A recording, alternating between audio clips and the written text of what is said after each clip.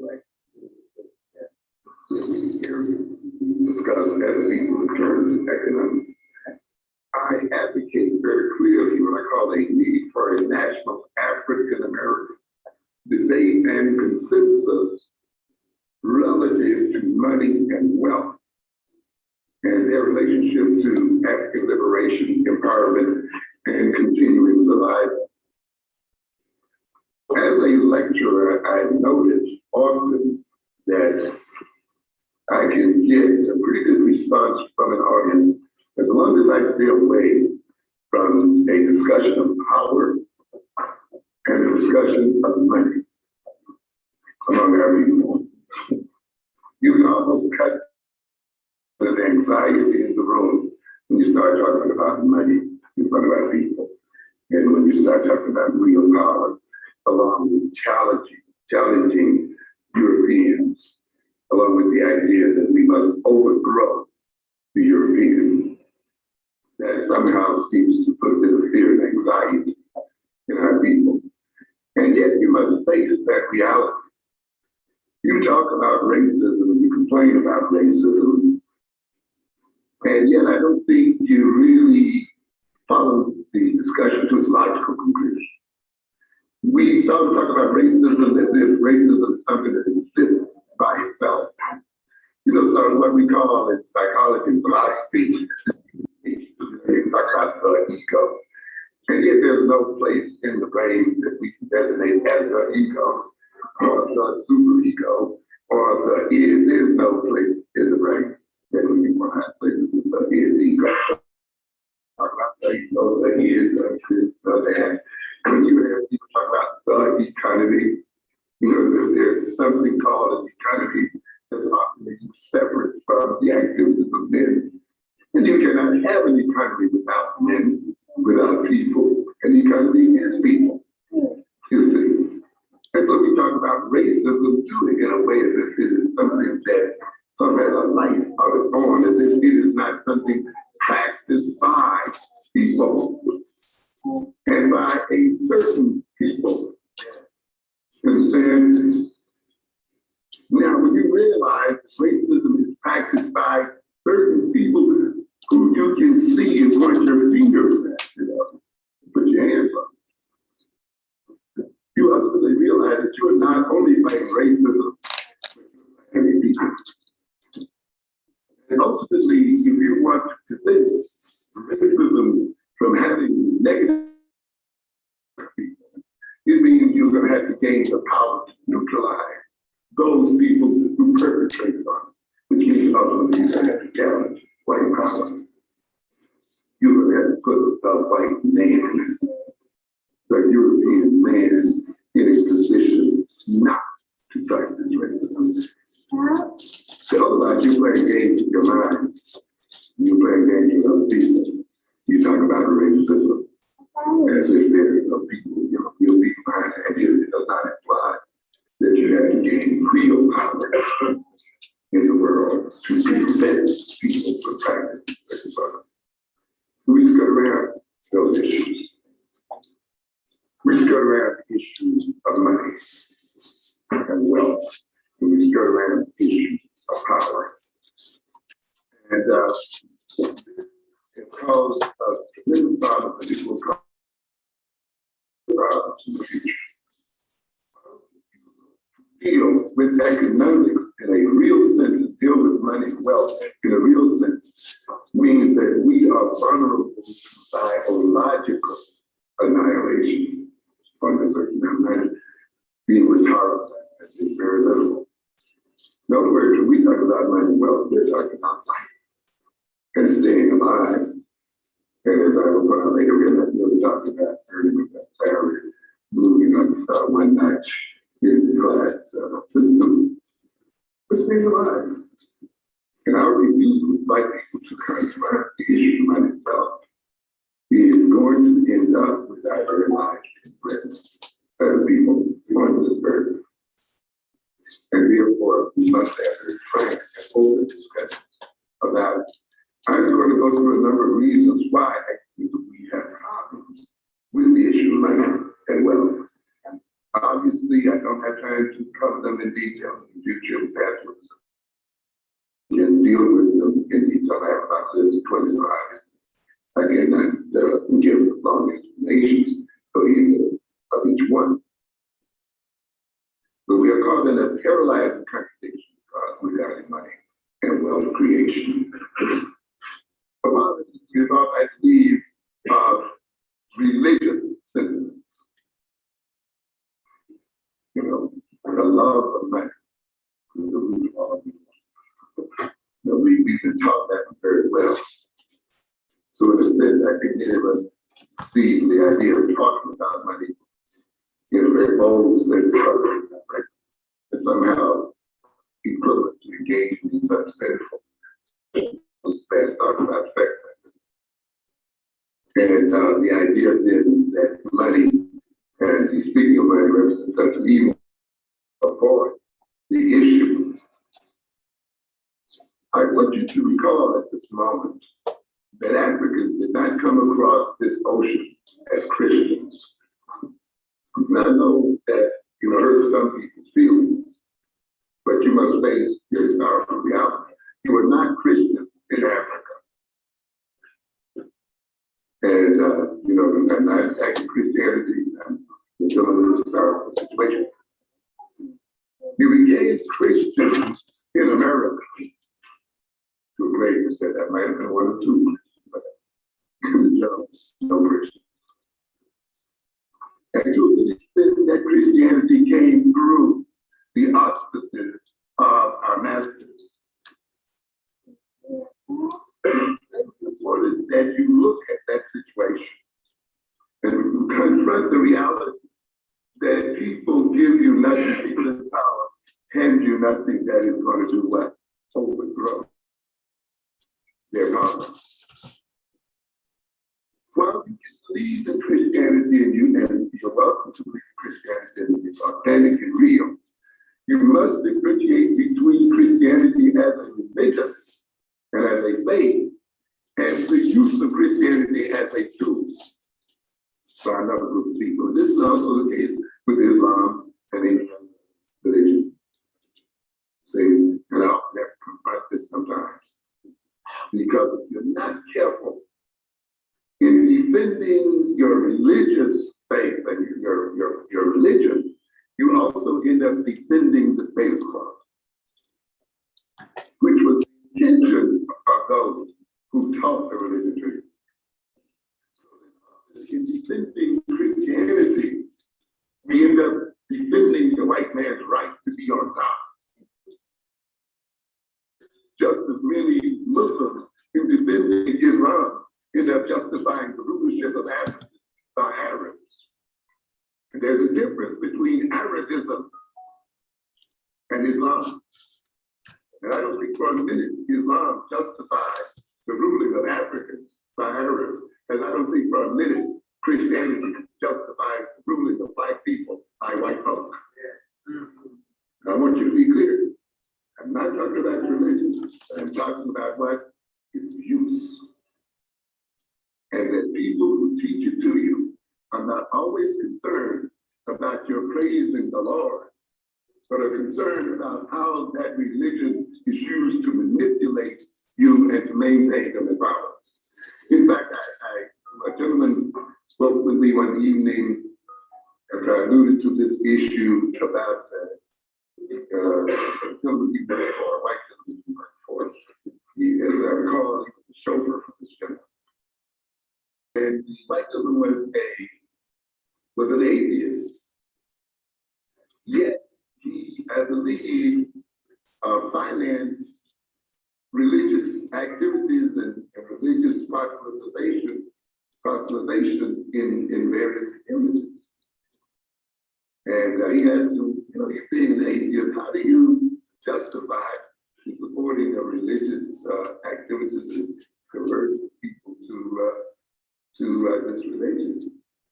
And the rich gentleman told him, well, I do it because I want to sleep in peace at night. And of course, you can see the situation there. He saw that religion as a means to protect the if you rape, rob them, enslave them, take their labor free for generation after generation, and then you teach them, thou shalt not steal. Thou shalt not covet thy neighbor's ox. Isn't that wonderful? You see, because when they believe it and take it in the heart, they will not even take back that which belongs to them. They will understand, they will come to feel that they don't even have a right to the wealth that was theirs before the people had it. And therefore, the people who stole it can sleep well at night. How about this? And this, to a good degree, is our religion, has been sold to Black people. And how it is used to maintain us in positions that we're in. So we have to be very careful about the way religion has been promulgated among us for a reason to make sure that we do not fall. In fact, I found it very interesting that whites can complain about crime in the streets and fear of being buzzed, being hurt, even though they are not the primary victims of murder, by the way. You would think in terms of news media, the whites were as crazy victims of so-called Black crime. That the people who get raped most by Blacks are Black women, who get loved most by Black people. It is our attack upon ourselves that is more the problem. But of course, the first features projected of them, whites are being attacked by Black people. They are the major victims of Black, so-called Black crime. I find it very interesting that you have this group of people, I've heard the whites there, who think that after enslaving our people, and robbing and lynching and murdering, miseducating, discriminating, scandalizing, and all of the other things that they've done to African people, they think that they have a right to walk down the street and take it. It's amazing. I just felt like arrogant that they can sleep at peace with their stolen and bloody wealth. It's an amazing arrogance on the part of these people. Amazing. And yet I want them again and again, you'll never sleep in peace and you'll never walk the streets of peace. And every time you get stabbed in these streets, every time you get mugged, you're paying the sins of your fathers. And you will continue to pay for it. I don't care if the nice little innocent white girl or white boy says, I had nothing to do. You're going to pay for it anyway. For the sins of the first generation of this, do not think that you can accept the wealth of your fathers and not at the same time accept the curse. There goes that. Until you repent and return that money back to the people from whom you stole, you and your children will suffer regardless of their personal interests or their good. We have to make it. I will also tell you something too, is white people getting mugged out here as well. It means we have such things too, as fathers, that we have not rectified as well.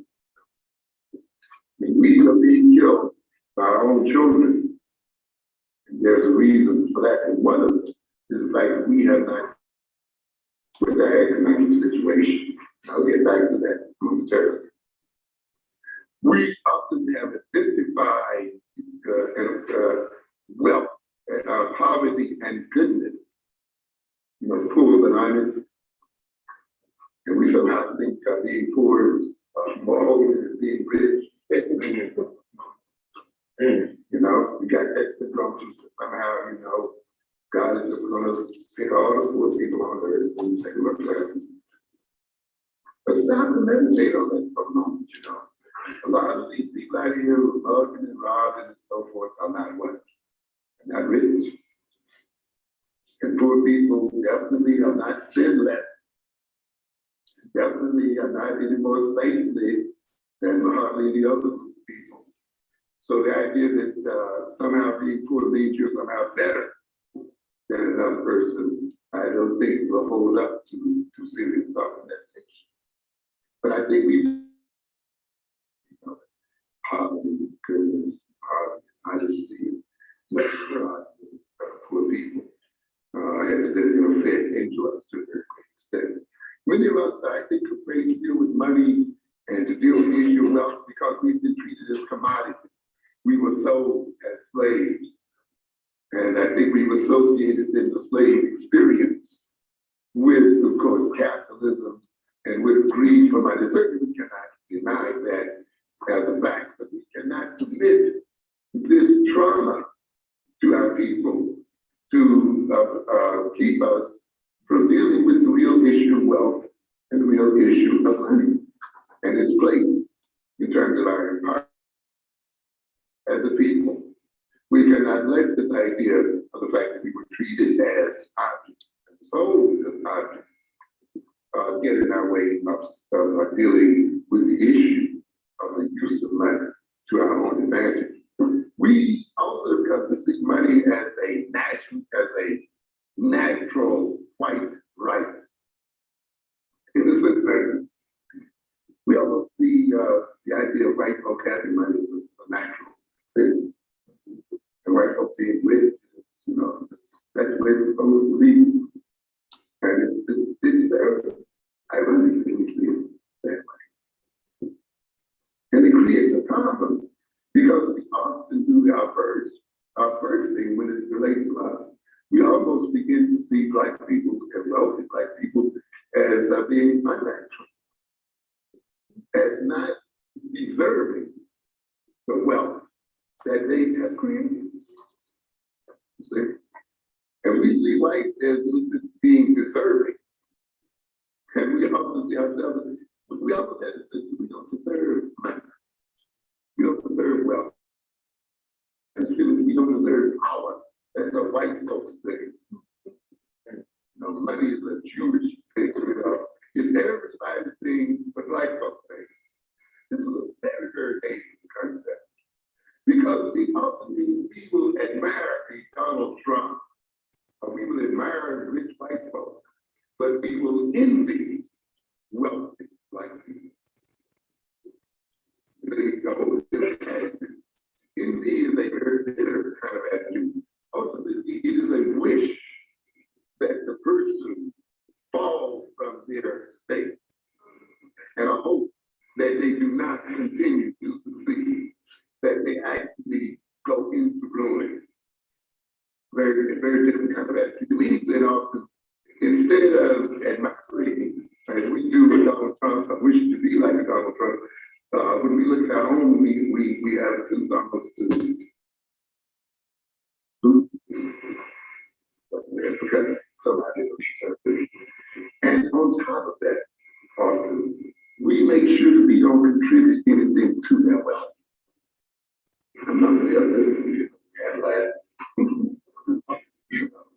that kind of thing. You ain't gonna get rich off my money. We don't mind, all the other people get rich off our money. But for a black person, rich off our money, that is the ultimate insult.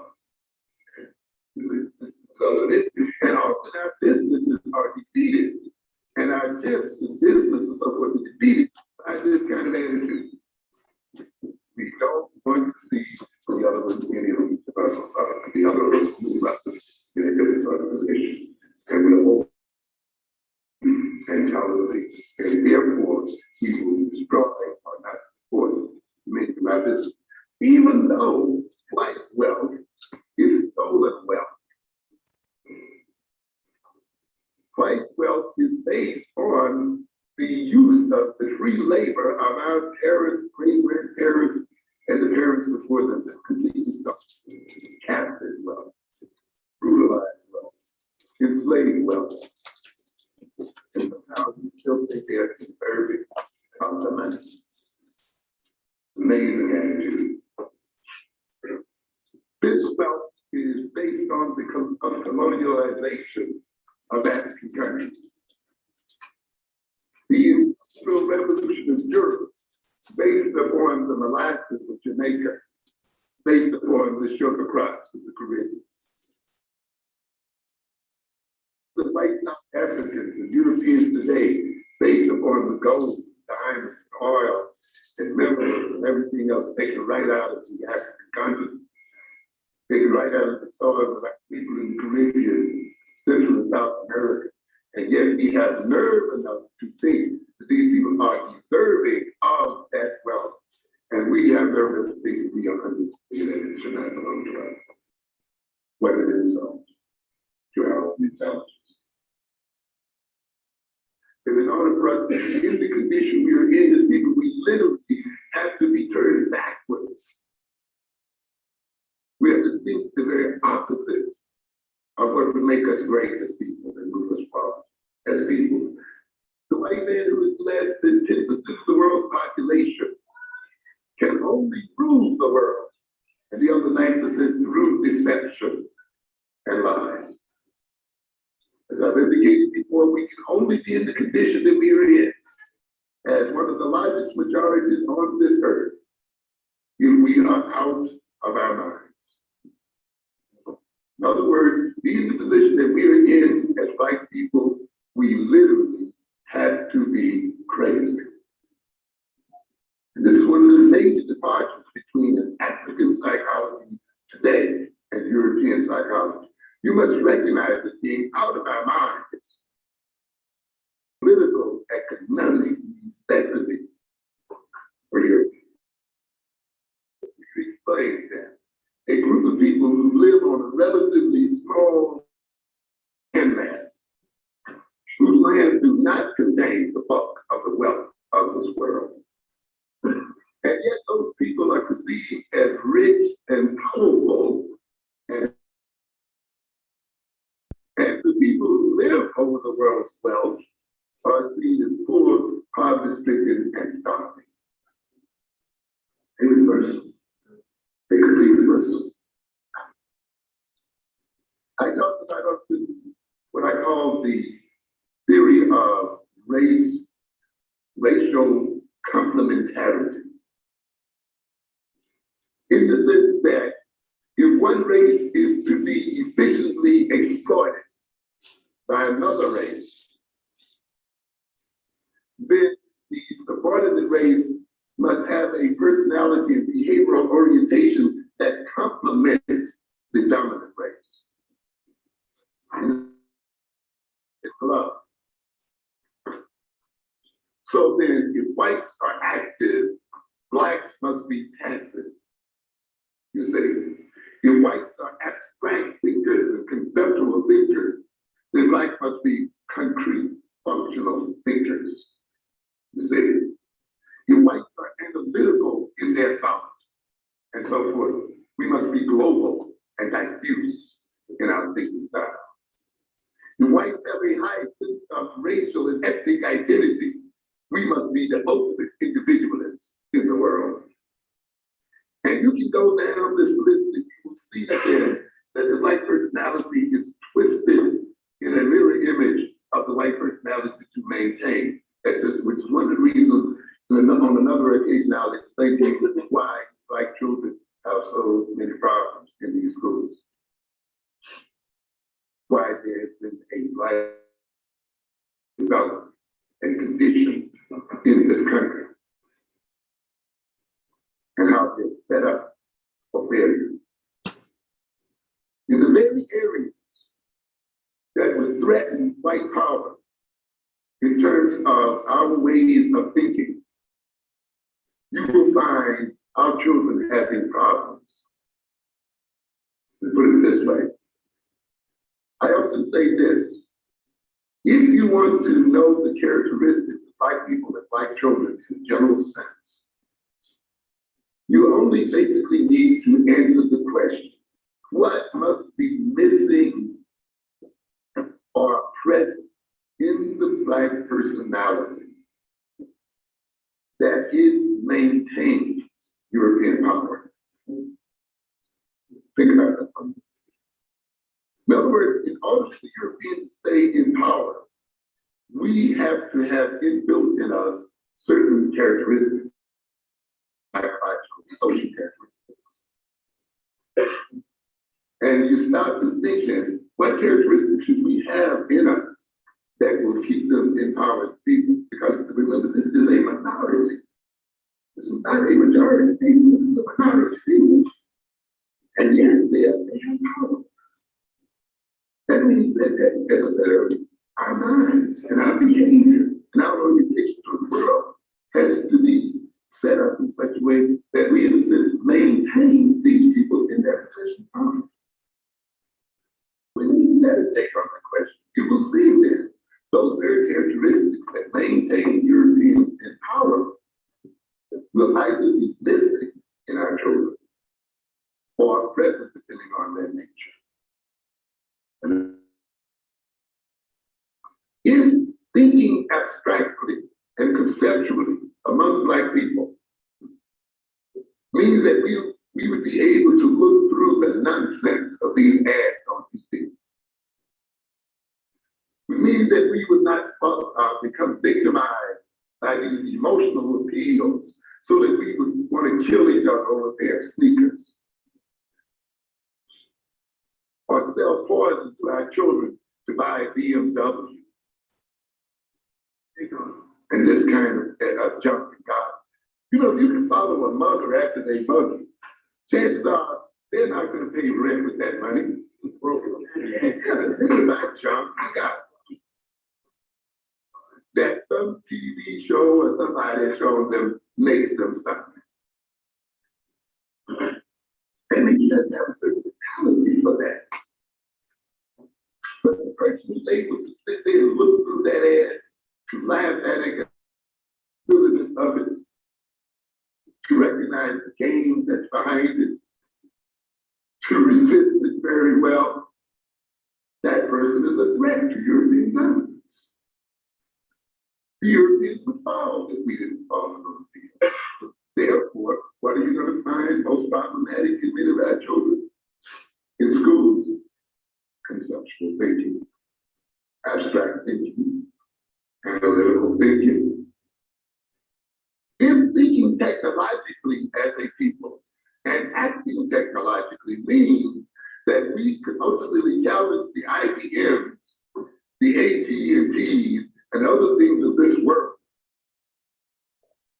then you're going to find that your children will have the greatest problems where? In mathematics, science, and technological thinking. Am I getting across that? That's what I'm saying. If loving one another, if identifying yourself as African, to each other as African, and thinking in terms of each other as African, and behaving individually in terms of your African descent and relationship to other people means the overthrow of Europeans, you are going to have trouble in self-love and relating with one another and loving one another. If being able to trust each other, if being able to be reliable in your relationship with each other and keeping your word with each other and supporting each other means that you can then form a collective force, being a majority, against European power. What you're going to have with each other is what? Trust. We must be what? Suspicious of each other. We must be what? Unreliable in our relationship, one with the other. You see what I'm saying? In other words, the characteristics that are necessary to maintain the European system are bred into the African personality. That's why when I talk about the education of Black children, you recognize that the education of Black children resembles Black children. The whole curricular approach and the pedagogical approach has to be different. Because we must put back into our children and into ourselves what has been taken out and what has been repressed. We have to liberate ourselves. But as I'm going to talk in a minute, many of us have thought this stupid idea called education. And it is in line of those ideas, standard education, equal education, that we've been destroyed and will be destroyed. There's no such thing as equal education. No such thing as standard education. I talk to you, there's no such thing as standard essence. We both. In fact, we'll engage in a discussion on education without even defining what we're talking about. We'll just assume education is what we've always been doing, what white folks have been doing all along. It doesn't occur to us. We need to find out the concept.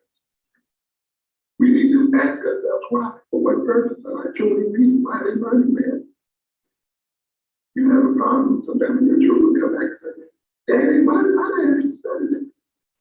So I come up with a reason to understand why. Working for the slave master. Think beyond that. Think how you said, so you can get a job. You know, and move so far beyond that. You know, and that creates problems. Like Russell Stoneman, we have been consigned the role of consumers in this system. We think of ourselves as consumers. Our purpose in this world, as far as the world is concerned, is to buy, not to produce, but to consume.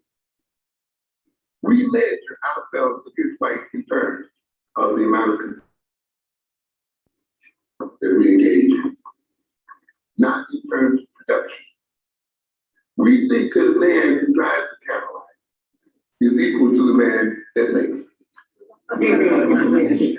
Yeah, and we confuse the two things.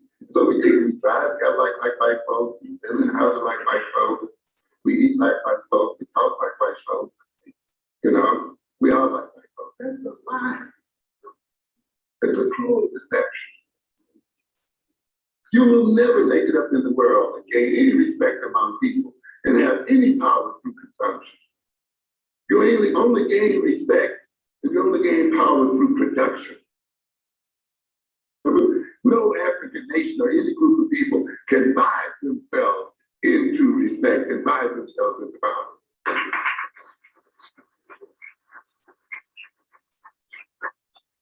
And you have leaders who misled you in many ways by comparing your income against white income.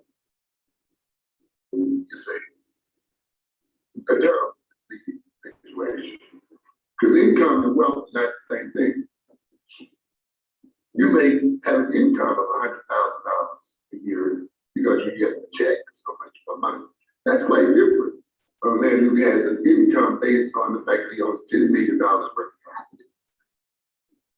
You see, so when people are running the income game on the because you know when you blow that check, when you get fired next month, you're done. That $100,000 of wealth is nothing. In fact, it is not even wealth.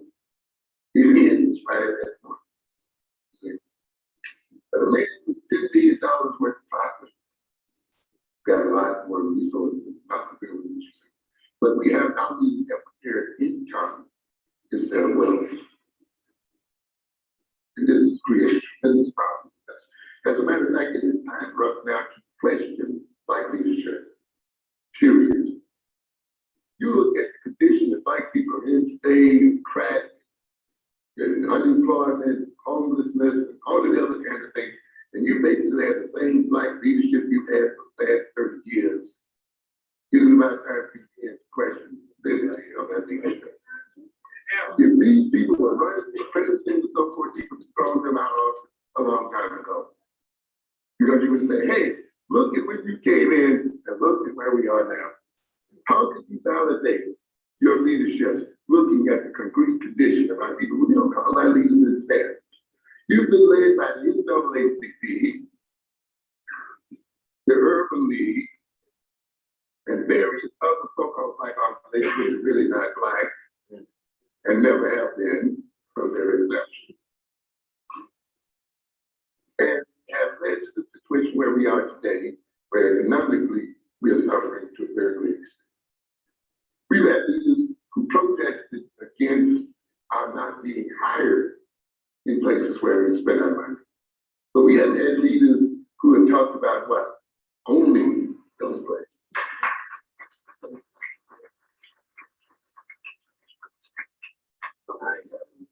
This is here at 125th Street, and while I appreciate adequate Harvard's struggle against discrimination in hiring, that was a magnificent struggle years ago. Getting black hired in those places. Yet I look at that same street today, and you can count on the fingers of one hand how many black people actually own anything on that street. Even though 95% of the customers on the street are black people. And yet you have a Charles Mango and a bunch of others there who seem to have little or no concern about that situation and deal with that situation. And we still live in kindness year after year after year after year. We have to check this kind of thing out. We've been run this by what we call non-economic liberalism. NAACP economic program, Earth League with no economic program. I have a book here, a beautiful book. They put out beautiful books every year. The State of Black America, 1988. They'll have the State of Black America, 1989. The state, every year, State of Black America. Wonderful statistics, but no theory, no program. See, no program at all. And yet we permitted ourselves to let these people set power for us. And we are reaping the results of it. They overran Washington, Timothy Washington's program. They overran Marcus Garvey and others. And now we can see the results of it. We invite to believe in group and individual wealth as against group wealth. We are, in a sense, the only true Americans in America. We really believe in that. We really believe in individualism. And yet we're the most stereotyped people in the country. We are viewed as stereotypes by other people. We're rarely seen as individuals by other people. And yet we are the most firm believers in individualism. It's a pity. Do your own thing. You do yours, I do mine. Because the reality is, all other ethnic groups act in terms of their ethnicity. And the reality is, America is a pluralistic society, not a society of individuals. The reality is that there is no individual power without group power. You cannot become an individual ultimately until your group becomes collectively strong.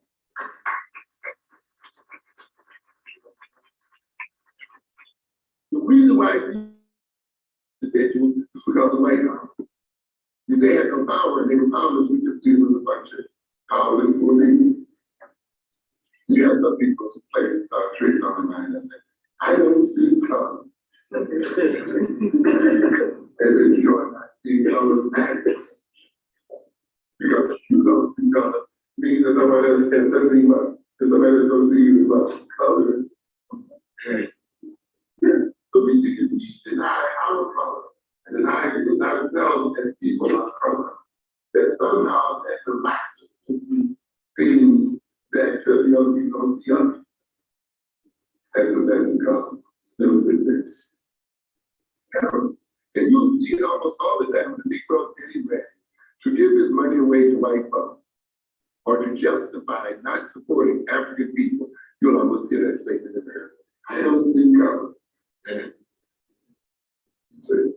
And I recognize that that's exactly the state of mind you have to be in so that other people can pick your pocket. Not seeing color. You can ultimately only gain individual strength through group strength. I talk to college students sometimes. I say, many of you think that you're here in this college, particularly those are predominantly white colleges and so forth, because you come from, some big family, because you scored high on the SATs, because you studied hard and you stayed away from the parties and you did all this stuff right here and great university. Lies. You think you're the first person to make it? Think you're the first generation to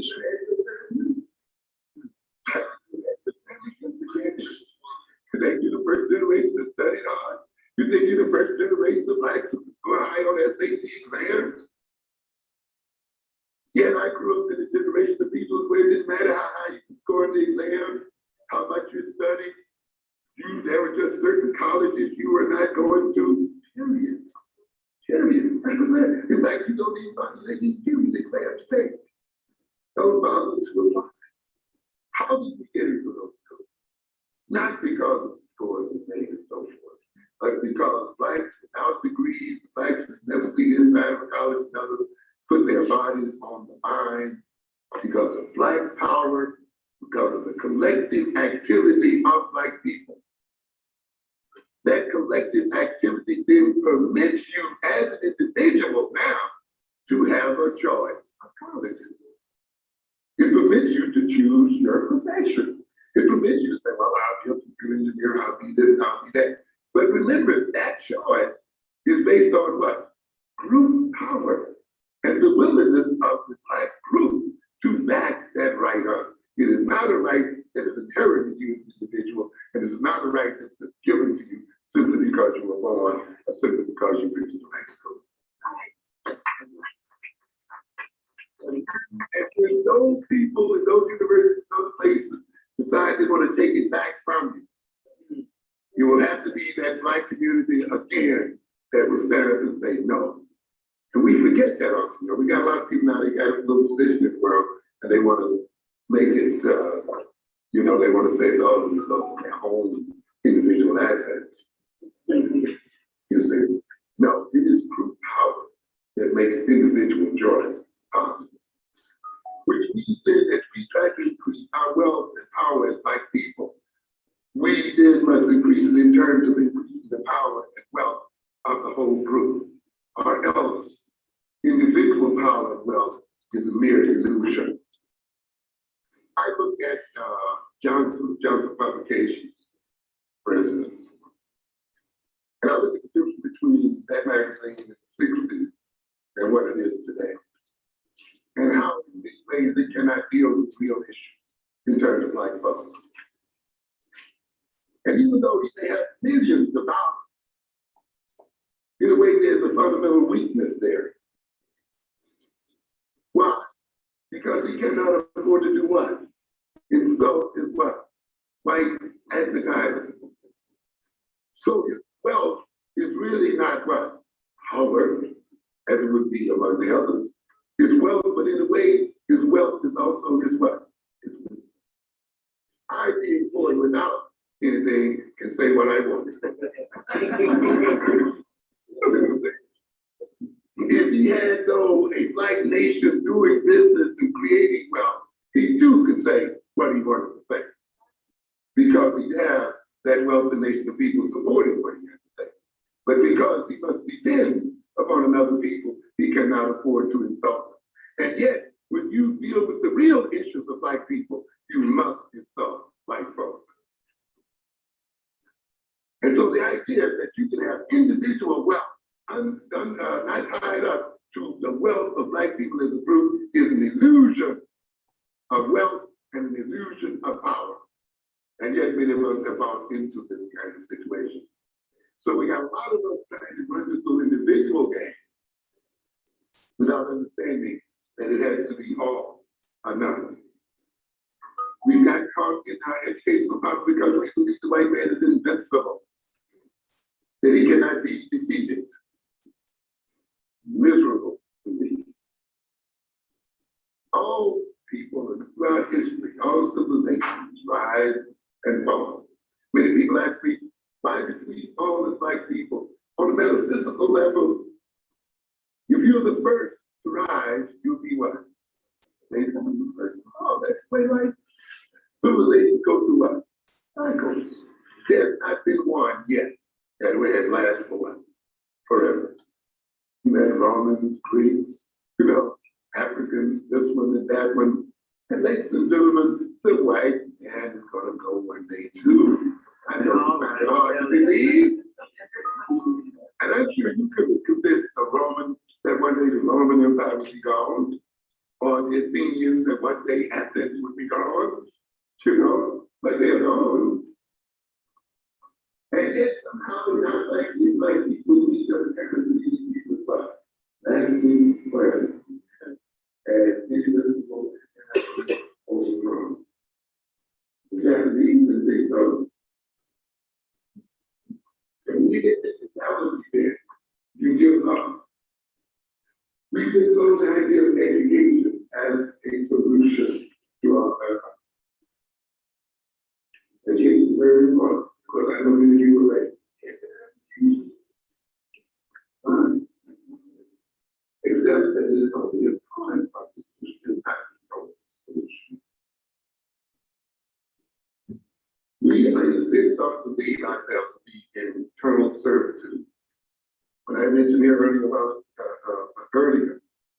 that when our children ask us why should they be studying math, or why are they studying this and that, about the only excuse we get for this so that they can get a job for other people, there's the assumption that somehow white people always own everything and control everything, and therefore the best we can do is support them. But isn't there a higher motivation? Isn't there a higher cause because they use studying math so that you can overthrow white economic power? So that you can outthink those people, that you are at war with these people economically, socially, and militarily. And the reason why you are studying is so that we can win this struggle for our lives and survival as a people. If you really saw education not as a job market, moving up on the social ladder, but as necessary to your very survival, then you wouldn't have as much problems you have getting down to these schools, seeing that those children learn what they should learn. You see? But you have not yet come to the realization that education is about survival, not about jobs. I was talking to a friend of mine just before I left this afternoon. He was talking about what a book he was reading called The Genetic Wars. How the Europeans have taken an African fever, dengue fever, and through gene splicing, increased its potential, its dangerous potential, and how it can be sprayed on populations, so forth, and used on populations. I read an article in the Wall Street Journal, now maybe 2-3 years ago, a long piece that talked about the U.S. germ warfare research, where 23 American universities were engaged in that research. Also, the New York Board of Health, also the Department of Agriculture, also Indeed. In other words, the university system of the United States is as much a part of the United States military establishment as the other institutions. Jobs are secondary to their functions. You see, when these planes drop bombs on your head, when these laser beam weapons fire from 500 miles out in space, when these germs such as AIDS and other germs will be released on us and have to be released on us, you must recognize that those things have not been created by people in the streets. Those things have been created by professors, by PhDs, and in the university laboratories of this country. That's why educated people are the most dangerous people in the world. It is not the crack dealers that will destroy this earth, ladies and gentlemen. It is not the mothers that will destroy this earth, ladies and gentlemen. It will be people with PhD degrees with 2 fair-haired children and 2 kind of eyes. Upstanding, moral, church-going citizens who, after they leave service and rest under night, on Monday morning to make bombs and weapons to destroy themselves, their children, and all of that kind of thing.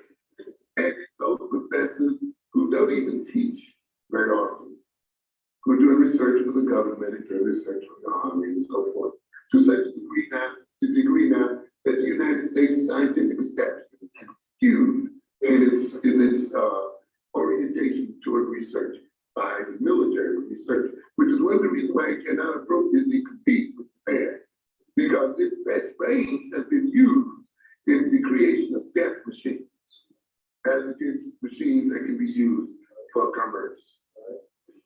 Understand it?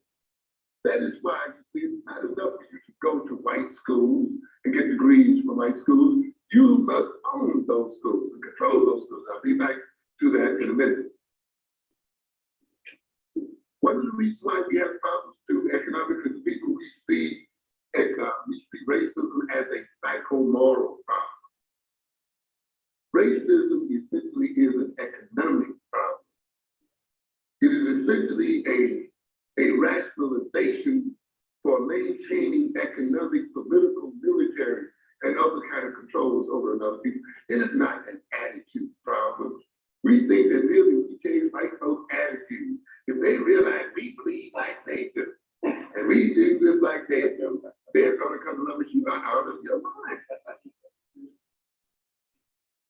Do you think really by having these people believe their creed that you're going to get out of the situation you're in? No. This racism is a justification and a rationalization for maintaining economic, political, and social dominance. Even the apparent change of racism by whites is still going to be used to maintain their racial dominance. That is, whites become less obviously racist in their overt attitude. Their wealth and their power will still remain where it is. As a matter of fact, they have learned that one of the best ways to maintain their power is to appear to be less overtly racist. You see? Now, if you think getting black mayors and governors elected represents some advancement for black people, I realize, of course, we've been through this game before. This is the second construction anyway. You know, we getting duped again. And you think that the moving of black people in classes, in wealth and so forth, represents some advantage for black people. I call it neoclassism, to so as a parallel with what neo-colonialism, where a minority which seeks to maintain its power, where it does not have numerical advantage, recruits from the very people it oppresses, so that those recruits can be used to maintain the power and position of the original group. So the European recognizes that he can more as efficiently or more efficiently dominate African economic affairs by having Africans as head of government that have themselves as the chief governor of African countries. And now we're going to get a black middle class that puts a black face on white power. Let us not be mistaken. So we think then that the problem that we are facing with white and racism is a problem of morality. And this is in part the result of being led by preachers. You see, not having a strong secular leadership. All right, family, that concludes our first segment for today. That was the powerful Dr. Amos Wilson, one of our most prolific minds ever. Ashe. All right, now we're going to move on to the next one. The next segment stars our brother, another powerful brother, Brother Stokely Carmichael, aka Kwame Ture. All right, so let's go to that. And 1 second. Oh.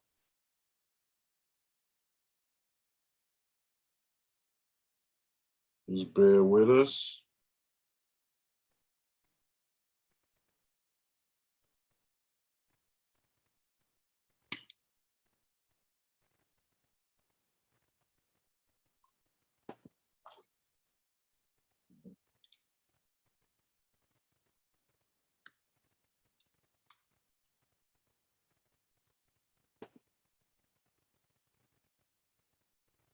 Okay, there we go. Brother Kwame Ture, family.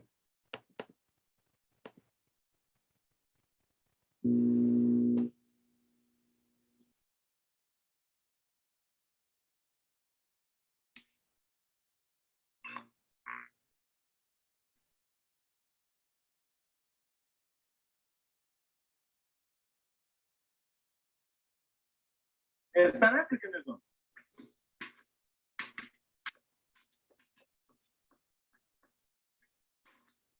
Since my objective is Pan-Africanism, I'm a Pan-Africanist. Africa is my base. Africa is my priority. The Black Panther Party was a Marxist-Leninist party. Its priority was the conversion of America through revolutionary means into a socialist society. You understand? Now, I want socialism in America. Excuse me, if we had it, then we'd be able to see a whole lot of things that we need to see about on the question of racism. And I know theoretically that socialism in America will help Black people. So I'm for socialism in America. I'm pushing it, but it's not my priority. It's not my priority. It's the priority of the Panther Party. It's not my priority. My priority is Africa. Because while socialism is good, my Black brothers are a lot better. And I know my Black brothers will fight for me quicker than international socialism. Yeah.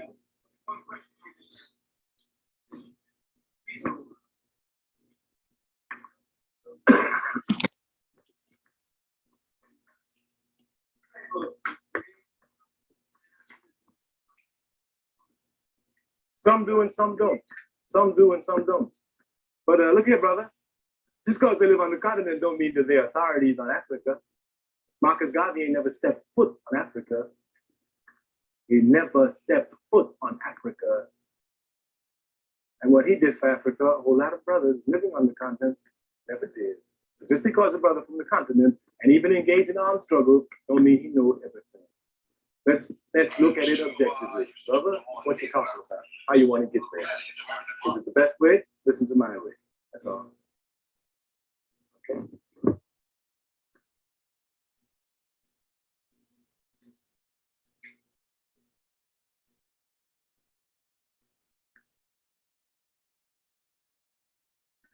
Hey, look, that's a very difficult problem, understand?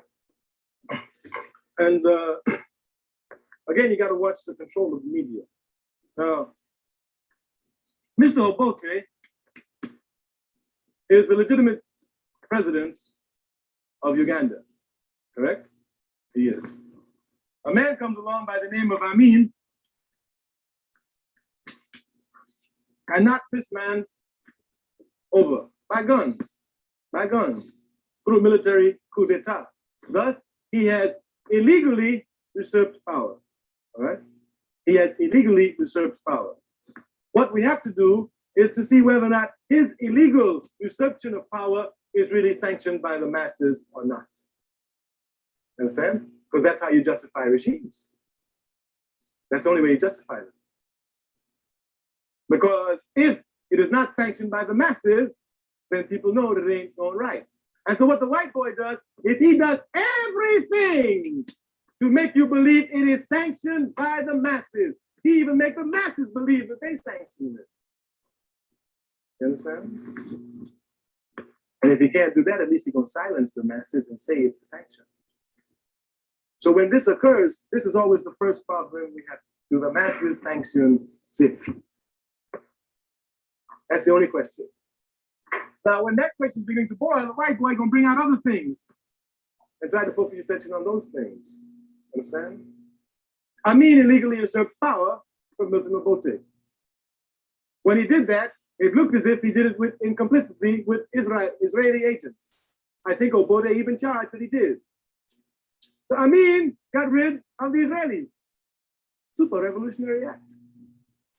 Very simple, because the masses of African people the world over are opposed to the illegal occupation of Israel. We are just people. We know the land belongs to the Palestinians. We have no alternative but to support that just struggle. Aside from that, they fighting with Egypt. Egypt is our motherland. Egypt is Africa. You can't play with that. You can't come and give me some dollars to support you here and try to trunk away my homeland. You must be, I ain't no chump. I got to be against you because you're a threat to me. So he kicks them out, man. And wow, everybody said, hey, man, this dude is revolutionary. They got rid of the Zionists. He's together. Right on. And he had problems with the British. He told them off. But there are contradictions building up in the society. You got to solve them. Because once you usurp power, you tell the people I can do it better than the one who did it before. And you better deliver quick, fast, and hurry. Quick, fast, and hurry. Here comes the Asian problem. Right on. The Asians occupy commercial interests all over our communities, all over. Not only in West Africa, in the West Indies. Yes, they do. They occupy a class of entrepreneurs, small businessmen, petty commerce. We have to buy from them. We are the Africans. We have to buy from them. But the Asians were brought into Africa by Europeans, white imperialism. It is they who brought the Asians into Africa while they were taking us out of Africa. And they brought them here to create this race class. They did. They did. Because they knew when the conflict was coming, we would rush to them and fight them before we got to them. So any intelligent person would first try to make allies with these people, since they're in fact your potential allies, and go after European. White boy, he think he's smart. We got him covered. So when the fight comes to bring back Mr. Obote, everybody be talking about the Asians. Everybody talking about the Asians. There are ways to do that. There are ways. When I was in Algeria, I met many of the people who were leaders of the FLN who fought in the revolution. And I was very surprised to know that most of them had fought for the French in Vietnam and had been captured by the Vietnamese. They were captured by the Vietnamese, and the Vietnamese educated them and sent them back to Algeria. And I have never forgotten that. I have never forgotten that. And I've always thought that is a superb example of true humanity. A superb example of true humanity. We should send them home educated. We owe that to the world. Vietnam has served the world correctly. With the prisoners that it had, it sent them back to Algeria, and they started the armed struggle against the French. They have served the world. That's what we have to help serve the world socialist revolution. We should educate them, send them back. They got to fight over there. They got to fight because the whole world's gonna be on fire, that's for sure. The whole world's gonna be on fire. They got to fight over there too, so we should educate them. We should render a service to humanity, the world's socialist movement.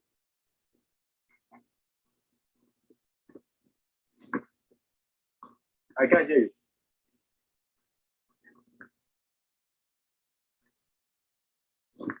You mean the ruling circles, don't you? You mean the ruling circles? The students and the workers are doing a good job. And China, sure enough, they didn't look at China, and Mao whooped them once before. And he was a whole lot weaker. And sure enough, whooped them once before, and he was a whole lot weaker. Yeah. The ruling circles. The ruling circles. But the contradictions are coming. Even within their system, it's coming. It's coming. China's relationship is not. But you have to understand that there's obviously, it seems to me that there's going to be a fight somewhere. I mean, it's China and Russia, China and Russia, somewhere, there got to be a fight. I mean, you know, there's got to be a fight. So like America and Russia, it's very interesting because you can't isolate them. Right? America is in what is known as NATO. NATO. NATO is the combined military strength of all the Western imperialist countries, America, France, Britain, Germany, Italy, Spain, Greece, etc., etc. They all come together and they integrate their armies, their navies, their air forces. So they have like, could you imagine what that's like, man? That's NATO. That's NATO, man. You understand that? And at any given time, man, they can control. Woo, Lord. That's frightening to think about. Yeah. Well, Russia and the Eastern Socialist countries have what is known as the Warsaw Pact. Now, the Warsaw Pact is the same thing that NATO is. You have Czechoslovakia, Poland, Russia, all the Soviet Socialist republics in this. So that's a check. You know what you're talking about now. They're mighty powerful too. Now, NATO is imperialistic. Imperialistic. Warsaw Pact is socialist. They say they are. They say they are. They say they are. And these two groups, these two countries, in terms of sets of countries, who have dialectically opposed philosophies, are talking about coming together militarily. When they talk about European security,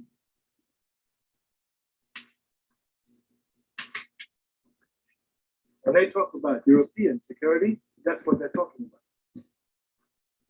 That's all they're talking about. You hear them all the time talking about European security? That's what they're talking about. Now, it is very important for us, Africans and socialists, to understand how is it possible for a socialist system and an imperialist system to put their military might together. And if so, against what? Against what? Now, we have to examine that. They're talking about European security. Nobody's against European security. Europe should be secured. Everybody's agreeing. I'm for African security. I'm for Asian security. I'm for European security. It's a necessity. But this European security is not Europe geographically. You understand me? You understand me clearly? You hear me? It's not Europe geographically, because America ain't in Europe. You hear me? Canada ain't in Europe. You hear me? Australia ain't in Europe. You hear me? Iceland ain't in Europe. You hear me? They talk about white man security. Hear me well. Hear me well. They talking about white man security. They talking about white man security, regardless of ideology.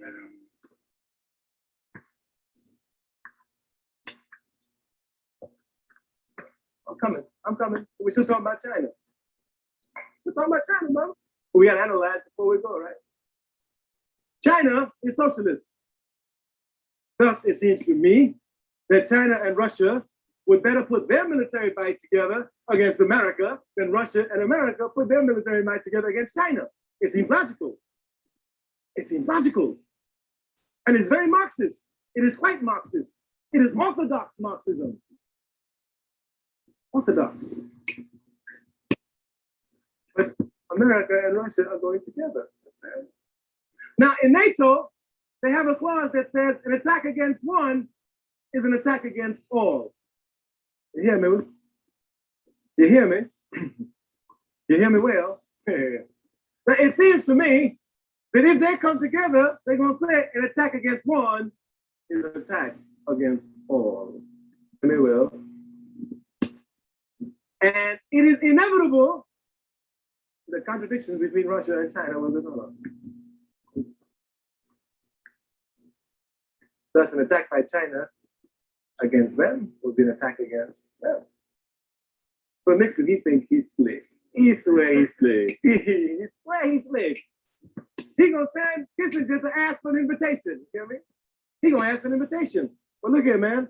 If somebody asks for an invitation in your house, you can't slam the door in their face if they want to talk.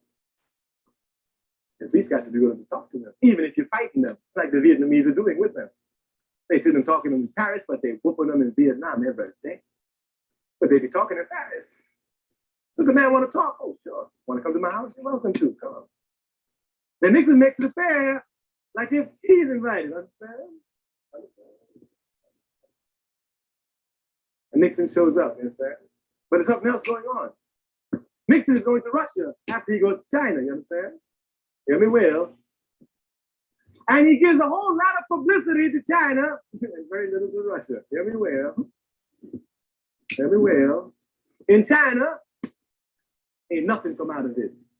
You read what came out, what they call after the end of the visits, when they issued these statements. They were completely opposed after the visit, completely opposed. The Chinese supported North Vietnamese, the Americans supported the South Vietnamese. The Chinese supported the North Koreans, the Americans supported the South Koreans. Everything was completely opposed, everything. Question of Taiwan. Well, oh yes, with the trip to China, of course, had to do with Taiwan, but the Chinese had won. They had won the political victory. Mao Zedong said that he wasn't going to shed another drop of Chinese blood, but he was going to unite Taiwan. He said that. Because China could have taken Taiwan anytime they wanted. They could have.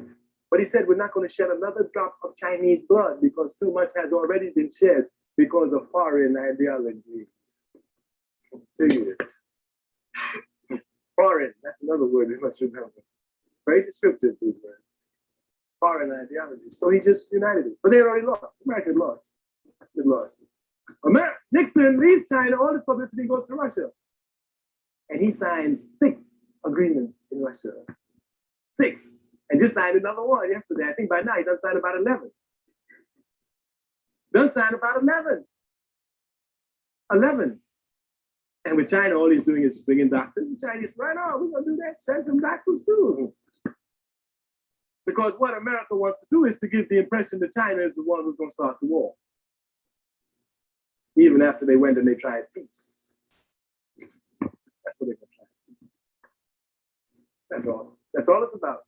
Ain't nothing else. He see it coming, we see it coming.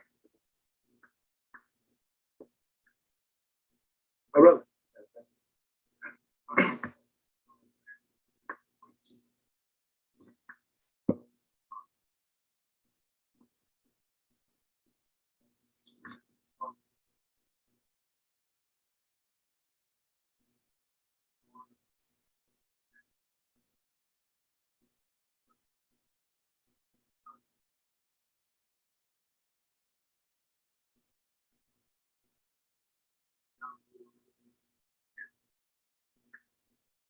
Okay, we can do that later.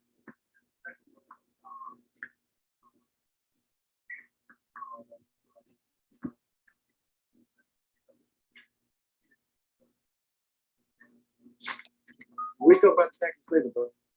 We can talk about the tactics later. Tactics. We can talk about tactics later. All right.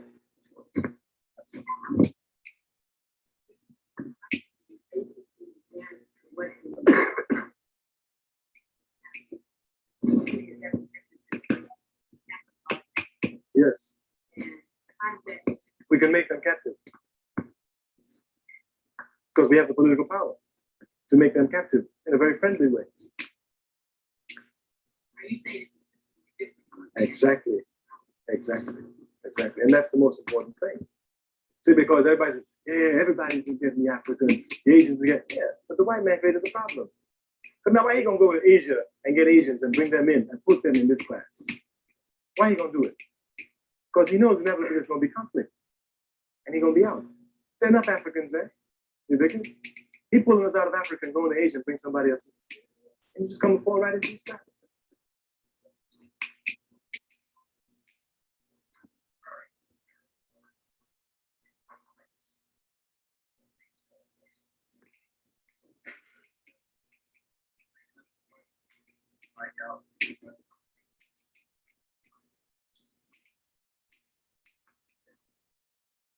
Well, my brother, every time I think I come to, I've been having problems. So me, I just leave the facts and let people come to their own assumptions. As long as the facts are there, there's only one assumption that one can come. But there's another assumption. One can come to the assumption that maybe Russia is not really socialist, Or maybe America is not really capitalist. Yeah, that's an alternative too. It could be that they are both, in fact, socialist systems, or they're both, in fact, imperialist systems. But one is not genuine, the other, and there's a possibility of pulling it.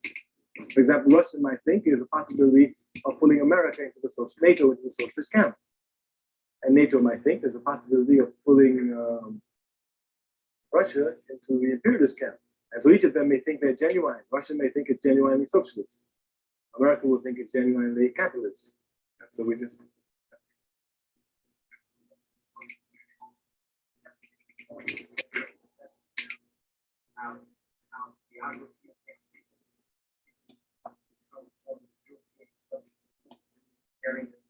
Start.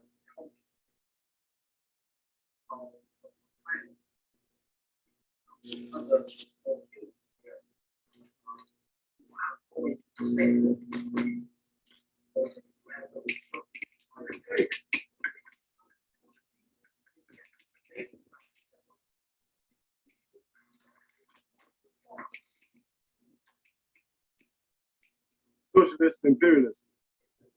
That's what the Chinese call the Russians. A socialist imperialist is an imperialist who's very social with you. That's what they say.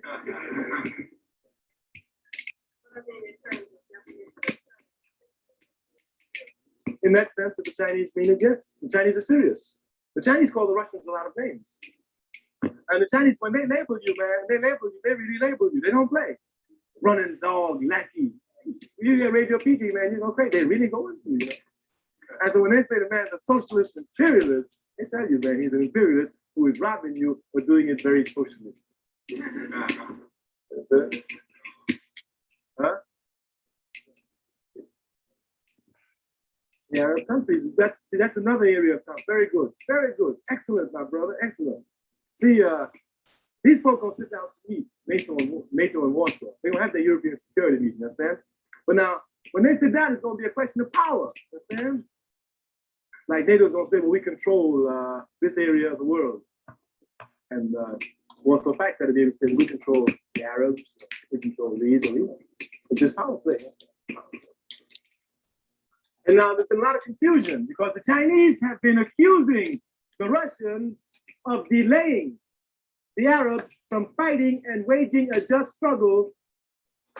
Understand what the Chinese are saying? The Chinese are saying that the Arabs got to fight. And once they start fighting, they're going to win. And the Chinese are saying the Russians are stopping the Arabs from fighting. And they say the way the Russians are stopping them is by confusing the Arabs. And they further say that the Russians are in cahoots with the Jews. Yes, that's what they say. That's what they say. That's what they say. And I'm not going to tell you what I think, but I'll tell you to check them out. I hear you. I hear you. I hear you. I hear you. That brings us then to the problem of race. Problem of race.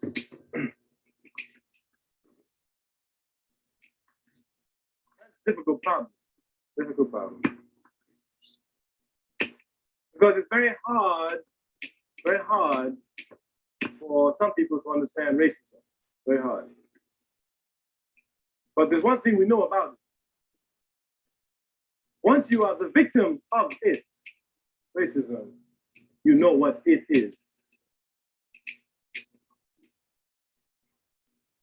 You know what it is. And sometimes this seems to have no rational basis. So irrational. So irrational. Especially when it is explained time and time again. Even when racist imperialism, the white man,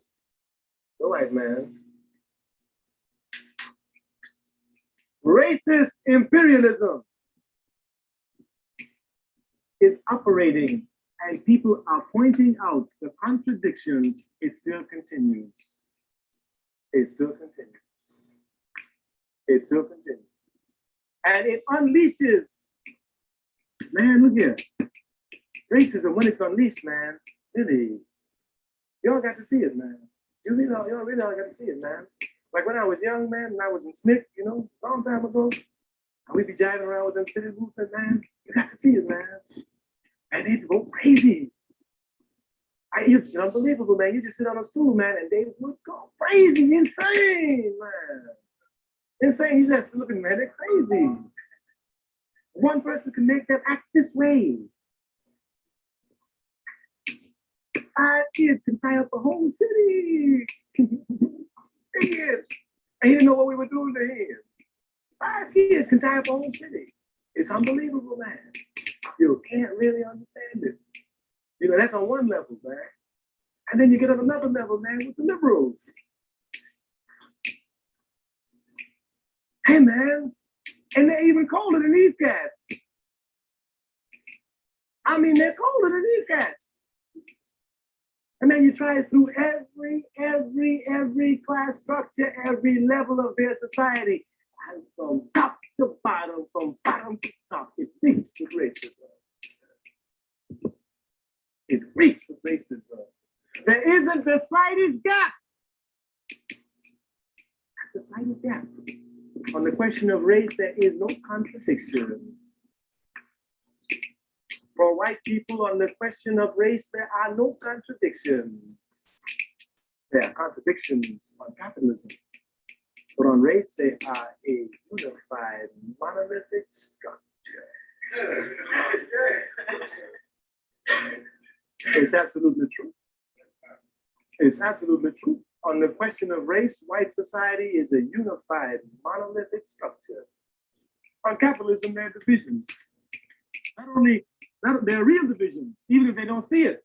But on race, man, it's hard. Really, only divisions, the ethnic divisions, like the Greeks against the Italians or something like that. Well, on the question of whites, unified. Unified. Unified. Some people say that capitalism gave birth to racism. Some people say racism gave birth to capitalism. I was saying 2 days ago, innate racism. But some people have corrected me, and they are right. I'm incorrect. It's not innate racism. You can't say that Whitey has innate racism because we have to allow for change. There's one thing you know about life is that change is permanent. You have to allow for change. It's possible. It's possible. It's possible to change, but we know that. All change is possible. All change is possible. All change. All change. It's possible. We have to allow for it. Understand? But while we're allowing for it, we got to prepare in case it don't. Understand? We're allowing for it. We're gonna allow for it. Understand? But we're gonna prepare for it in case it don't change. So we'd be fooled if we don't. And we have to prepare for it because historically, nobody can deny that we must prepare for it. We must prepare for it because everywhere the white man, European culture has come in contact with African culture, there has been constant and unceasing conflict. Constant and unceasing conflict. Whenever European culture meets African culture. In Africa, when he came, conflict, constant, unceasing. On the ships while he was bringing us here, constant, unceasing. In the West Indies, rebellions, constant, unceasing. In Brazil, constant, unceasing. In Harlem, constant, unceasing. In South Carolina, constant, unceasing. Constant and unceasing conflict. Every time. That's like that.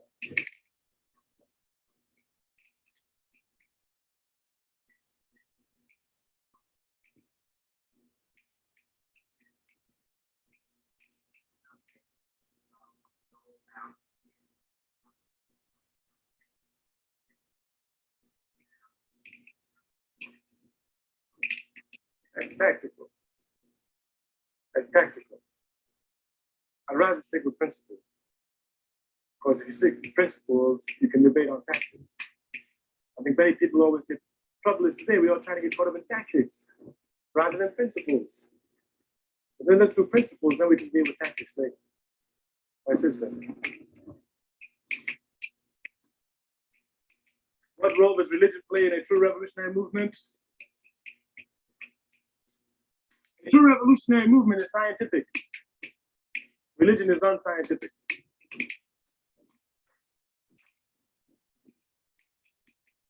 It's true. Can you disagree with me? Is religion scientific? It's unscientific. It's what the French call mystification.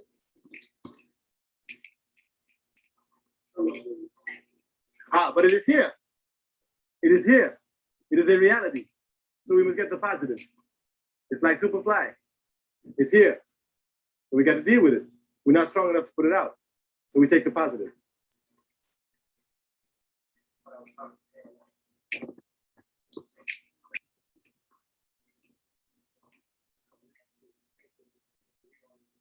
Of course.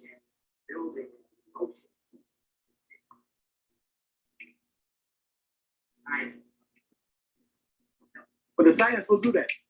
The science will do that. The science will do that. Oh, yes. No, listen. It is a fact that in a true revolutionary movement, religion is unscientific. We understand that. But we have a lot of people who are thoroughly imbued with religion. And for us to come before them and say to them, hey, man, that's nonsense. It just causes conflict among us. At this point, we want to minimize our conflict. So we take the positive from the religion and walk right through the church with it. Snake organized from church. Snake organized from church. Well, you should see some preachers from Snake. I mean, young boys. I'll preach to ministers and take his own audience from him. What you mean? Get up there and say, yes, sir.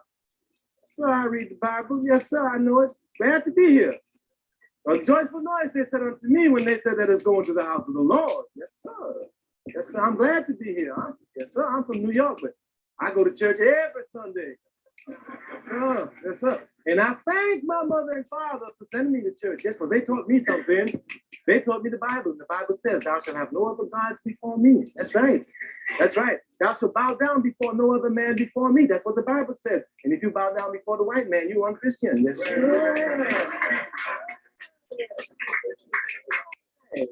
Yeah, I know the Bible. I know the Bible. I know the Bible well. Jesus said, I come to bring the sword, not the shield. He said. Jesus said, it's in your Bible. Yes. And that's all I'm doing. I'm doing the Lord's work. We can take the positive and move with it. Because we know we're not going to need to just take the positive. They're negatives. The negatives, they sit in the church. They become fatalistic. The negative outweighs the positive. We must collect the positive.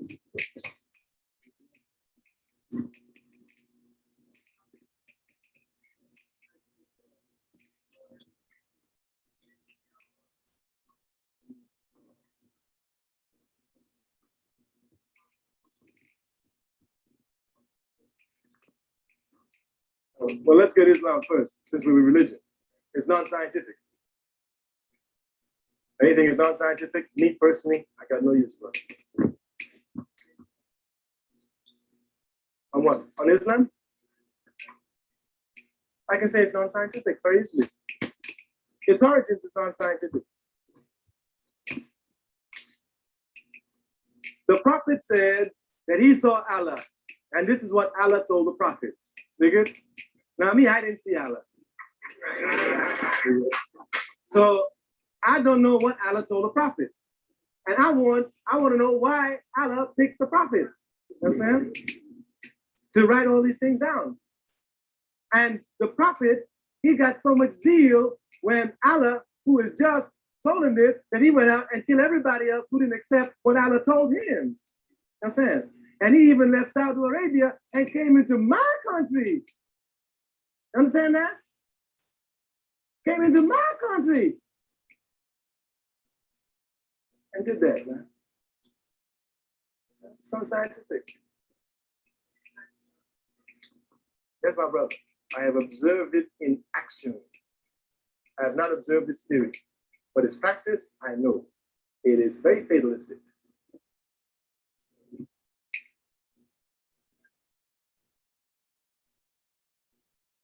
Well, now the Muslims, Orthodox Muslims. Hmm?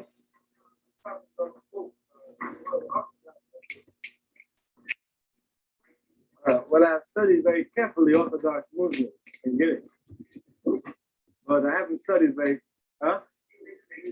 I haven't very carefully studied the Nation of Islam. I have not very carefully studied it. It's doing some good things in the community, and the positive aspects seem to outweigh the negative aspects. And we must always be careful that that continues, because we know in everything there's positive and negative, but the negative will always be insignificant. Oh, Olympia, right, I'm sorry. Okay, Olympia and Mao, hey, listen, y'all. See, me, this blew my mind. You get me? I mean, I'm young. I ain't been around. I ain't been nowhere. And I see dudes, man, who played marbles together, man, stabbed me in the back. You understand? I don't know about me. But I figured there comes a time, you know, if you live long enough, that stuff stops. I was in Guinea. I saw what people who work with Sekou Touré for 25 years, man. What they for 25 years, man. They were sitting with the cat eating dinner, fighting against it. You know what I'm talking about? Taking money from the white man to kill him for 25 years, man. You hear it? Wow, that's pretty deep, man. Well, after a while, they loosened it up. Then I heard on the radio about this, man. It was a Russian 2 weeks ago, you know what I'm saying? I said, oh man, they're just trying to cause divisions. And America picked it up. I said, oh, I know these white people, man, they're trying to cause divisions. And the Chinese admitted it. I said, wow, hey man, how? You know, always contradictions. Hard to say, brother, because information that I received, the Chinese said that the man tried to commit assassination against Chairman Mao Zedong, and he didn't make it. But he took a plane with his whole family and people, and was flying, and the plane blew up over Mongolia, and he died there. And the Russians said that they went to Mongolia and they dug up all the bodies, and they find Lin Piao. And they said, matter of fact, everybody on the plane was under 33. So that's where it's hanging. You just have to try and figure out what's happening.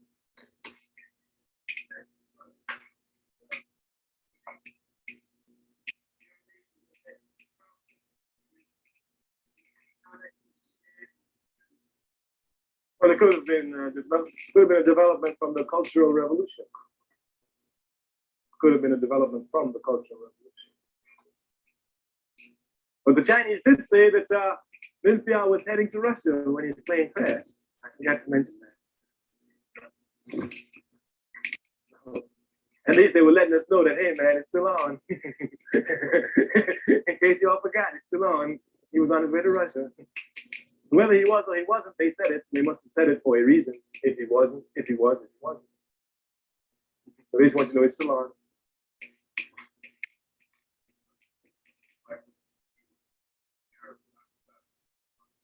All right. That's also part of the process.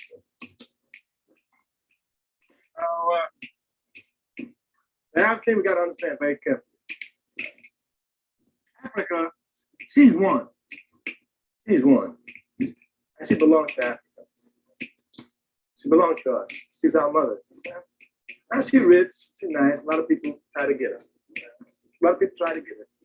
They try. They try. They can dominate, but they can never conquer. They can, says Sekou Touré, dominate, but never conquer. They can never conquer. Not possible. But they try. They try. And the Arabs, under the guise of Islam, did it. They can't. Man, look at, we're just people. We're very just. We said, if y'all here, man, if y'all want to be Africans, y'all can be. We say that. That's actually what we say. We actually say that, man. If y'all want to be Africans, y'all can be. We know what y'all did, but that's all in the past. We can't forget it, but we can show forgive it. We can forgive, we can't forget. We should even stay, So now if they do that, they'll stay. But really ain't no problem. Ain't no problem. Because you see, they got some people over here called Jews. And And they're gonna be fighting all the Arabs. They're gonna be fighting them all. And they're gonna be fighting for Egypt,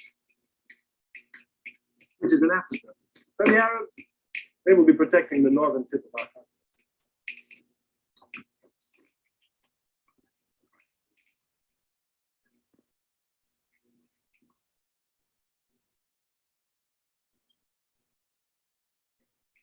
Oh, well, it's all the same. I mean, you can document it. Everybody knows it's the same. I don't have all the facts in my hand, but I read pamphlets all the time. Anybody can get one. It's the same. It's the same. It's the same because the Zionist control of South Africa is total. Total. Total. So the scientific socialism practiced in Africa.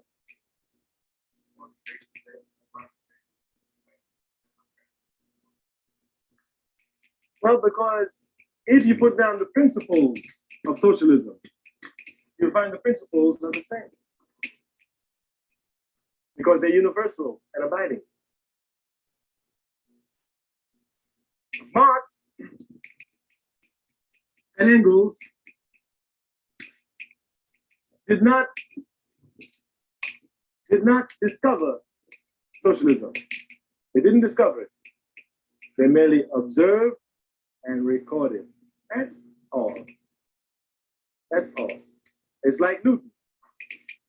Says if a body's in motion, he tends to stay in motion unless stopped by an outside force. Newton didn't invent that. He just observed it and recorded it. Right? And what he observed and recorded was a universal truth. Now, because the Europeans have been writing for a long time, it appears that he calls it Newton's law. Right? Same thing with Marx and Engels. It's called Marxism and Leninism, but it's universal. They observed it and they recorded it and scientifically compiled it. We thank them for that. And that only. That and that only. But Osagyefo says in his philosophical classical work, Conscientism, if one seeks the roots of Marxism-Leninism, one must go to communalism. The roots are to be found in the African traditional society.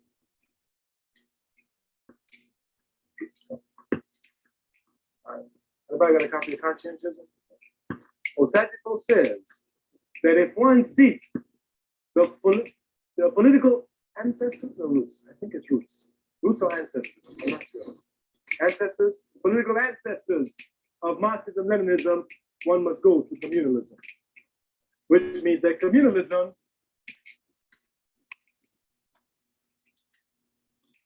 is the ancestor of socialism. Thus, communalism in Africa, socialism in Africa, which develops from communalism in Africa, is airtight socialism. But it's still scientific, it's universal and abiding. But it's socialism in Africa with its own peculiarities.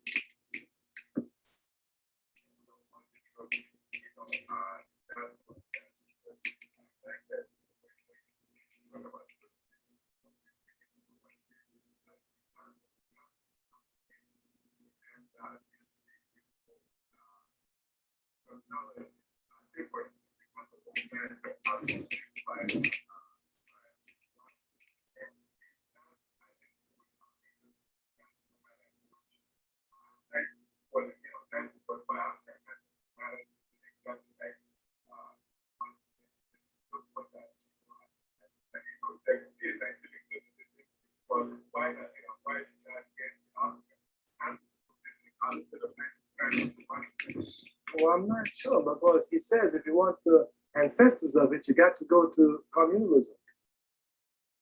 So he sends you to communalism. But he says it's scientific. If it is scientific, is it not universal truth? If it is scientific, is it not universal truth?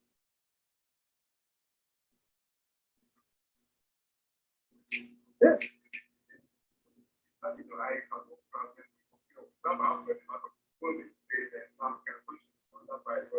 Yes.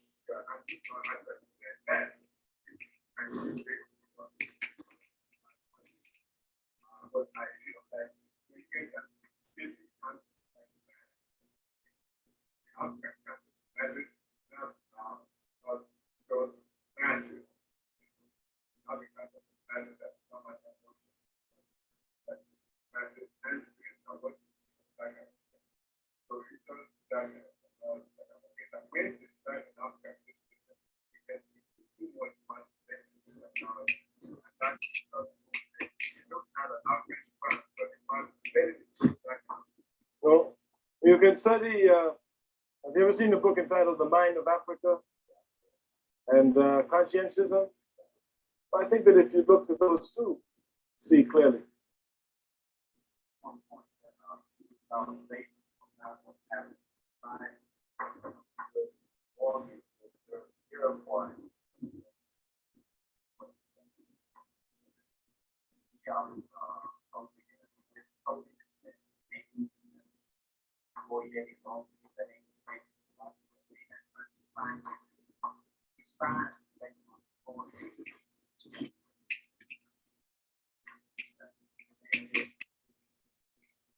But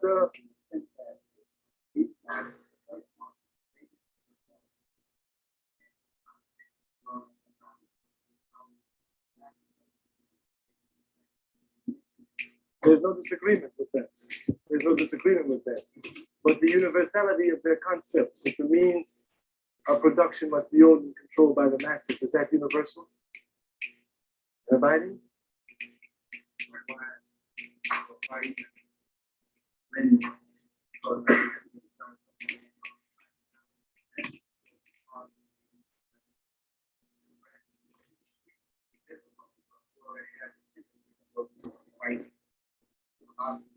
That's why I said inclusivism. That's why I said inclusivism.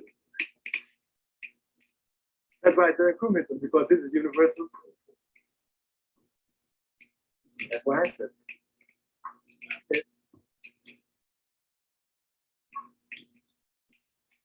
I can't hear you, I'm so sorry.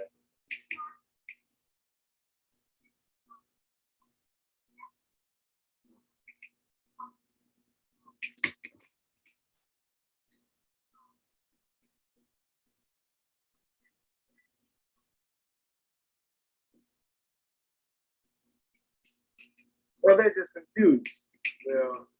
They're trying to be internationalists before they're nationalists, but you can't be an internationalist before you have a nation, obviously. And your contribution to world socialism, as a matter of fact, is much better if you secure socialism in your nation. But you're also supposed at the same time to carry on the struggle for international socialism. And the Vietnamese demonstrate that. Because while they fight the white boy, they send doctors to Guinea. You ever thought that? The Vietnamese have doctors in Guinea. And they fight a war in Vietnam. Yes, my sister.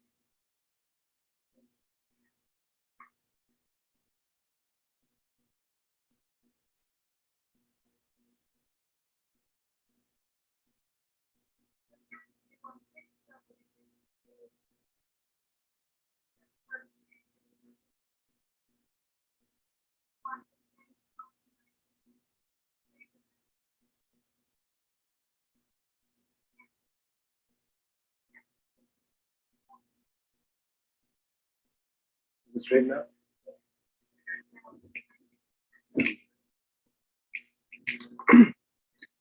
The basic of the problem, the conflict in terms of capitalism and imperialism is economic.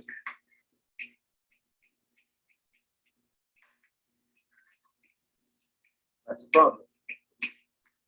The solution is economic. Understand me well.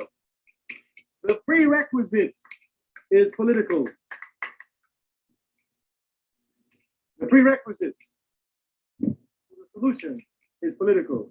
That is to say, that before you can solve any problem that people face, you must start politically. You must start politically. You can't start economically. And a lot of people try and do that. They tell we should be black businessmen. What we need, man, is look here, man. We gotta have some money before we can do anything. Oh, brother, it's not money who creates man. It's man who creates money. Let me get the people. We'll make our money. We'll make our money. I hear you.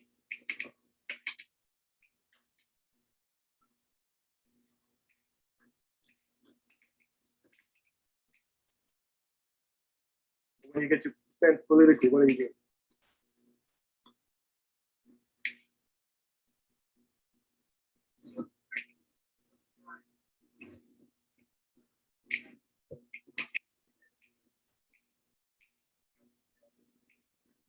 Well, after you have a thorough understanding of it.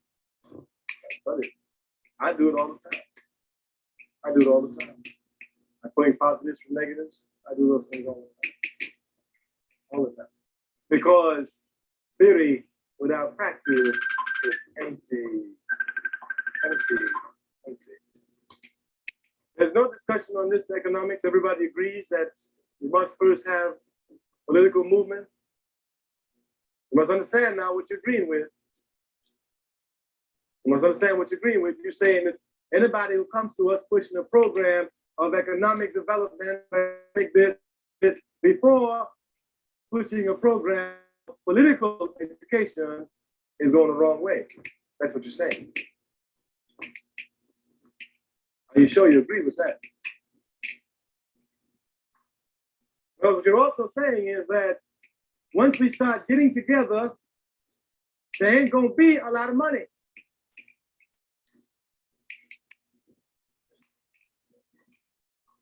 And we should not expect a lot of money. As a matter of fact, it's gonna get worse. As a matter of fact, it's gonna get worse. And what you're saying is that you're willing to put off economic satisfaction to meet your economic desires for the good of the political entity. That's what you're saying. Yeah.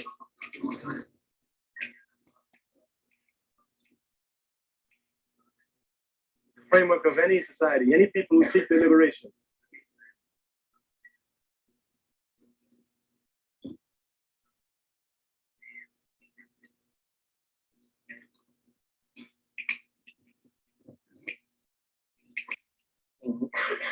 Yes.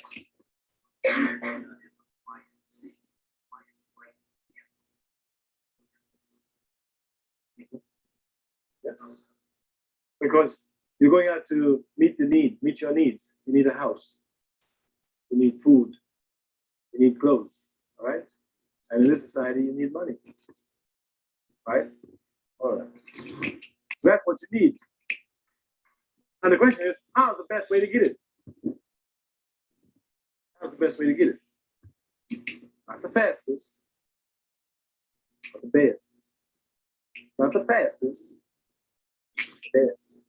Because the fastest ain't always the best. But the fastest can look pretty. Mighty pretty. Mighty pretty. There's a difference between a war horse and a racehorse. It's a big difference. A racehorse, pretty. I mean, pretty, just galloping away, boy. Passing everybody, and look here. The people just be looking, finish. They go wild, you know, and they wait, man. It's just a fast race.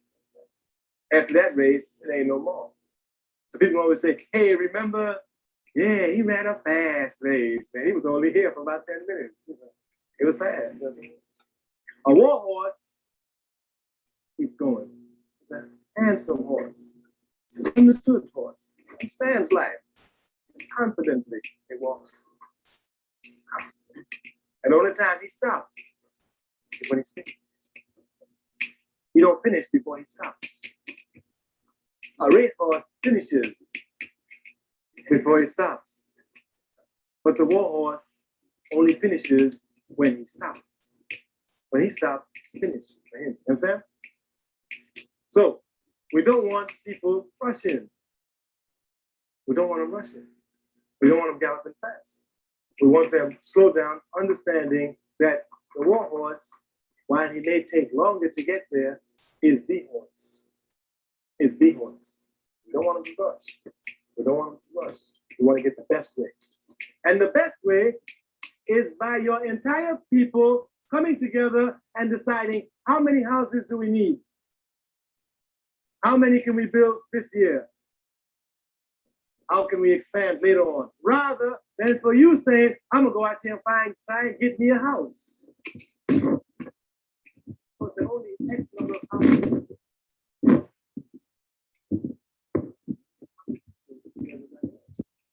You may build a fast house, make no mistake about it.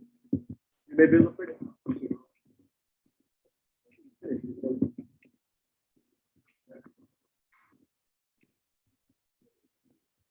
So before you get to this, you have to sit down and train yourself to understand this. That when we get to this, there will be no exploitation. There will be no opportunity for classes to arise so that our children will be fighting each other. Because after all, besides you says on the fly page of Conscientious, let me quote some letter. You know, man, there's a whole lot of confusion around Marxism, Leninism, Marxism. A lot of people feel that Marxism is just about economics, only economics. But that's not it. That's not the most important thing in life. He said everybody knows the most important thing in life is recreation. And he's correct. The most important thing in life is recreation. How we live. If we weren't going to recreate any more children, there's no need for us to be here. We just go on and play it until it's over. And if we're intelligent people, we cannot build a system that will lead to inevitable conflict. We can't do that. Because we have to slow this down.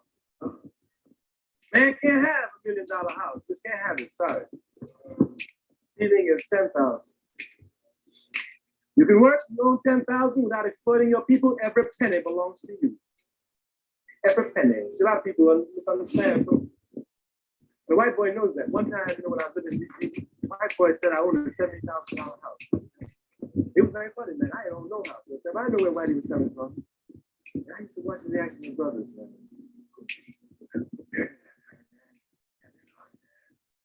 $70,000 house, man. And brother, did you ever give me a penny? You ever see me exploit the rest of the time? I own a $70,000 house. I brought it out workplace, honestly, without exploiting anybody. Isn't that just? That's what socialism is all about. If you work for it without exploiting anybody, honestly, it's yours. Yes. If we have 50 acres of land, I work 20. You work 50. You're going to get a bigger harvest. I can't on the socialism and say, hey, man, you're supposed to give me. Oh, but if I work 50, you work 50. I work 50, you work 50. And we can share. I can't work no 50 and you work no 20.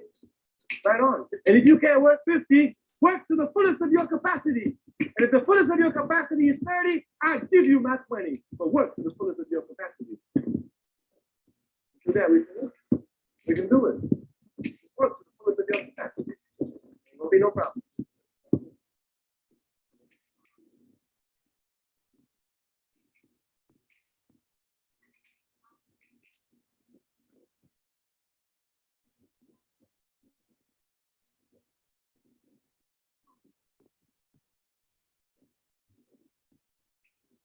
I don't think so. No conflict. The old man says, Osagiko says that there are class structures. class structures in Africa, right? But it says 97% of the people are peasants. Those of you who always talking about going to Africa, you got to think what that means. Understand what it means? 97% of the people are peasants. That means ain't many cities. When they say peasants, they mean peasants. What are peasants? 97%. You love it. You know what it's going to do. You'll work with it. That means about 3% out there. Now, these 3%, they are no hard, fast capitalists. Understand? Most of these are government workers, ministers, cabinet ministers, big clerks. They are the ones who make up this 3%. And you have the politicians. Then you have people who are agents for European industrial firms. They also come, understand, under this bracket. Now, what Nkrumah says is that these people who form this class structure is in fact imitating the mannerisms of a race, rather than of a class. And he says that because he says these Africans imitate the white boy who they come in contact with on the continent. Understand? But the white boy who came to the continent as a governor general or as a sergeant with the army is from the lower class of Europe. Understand? And so when this white boy comes, he has certain mannerisms. And the brother adopts his mannerism. And he thinks he's adopting the mannerism of a class that's above him. So he says it's only a race. And Sekou Touré says there's no class structure in Africa. In that sense, there's only revolutionary and counter-revolutionary. Those who are truly African, and he repeats all the time, those who keep true to African dignity and African culture, and those who do not. Same division, is it not? Same division. Everybody agrees on politics, because this is very important because a lot of people in our community were talking about economic development. You have to understand very carefully, if you say that that's not the way, you have to understand you're talking about political way. But my brother.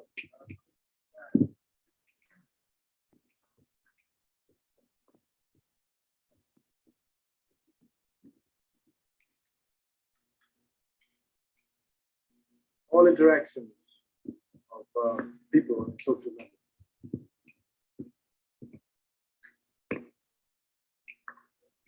The interrelationships of those reactions.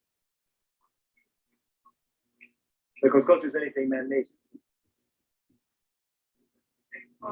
Culture is anything man-made. Politics is the interrelationships and those principles which govern the interrelationships of human beings on all levels. So, but you have to get politics before you get economics.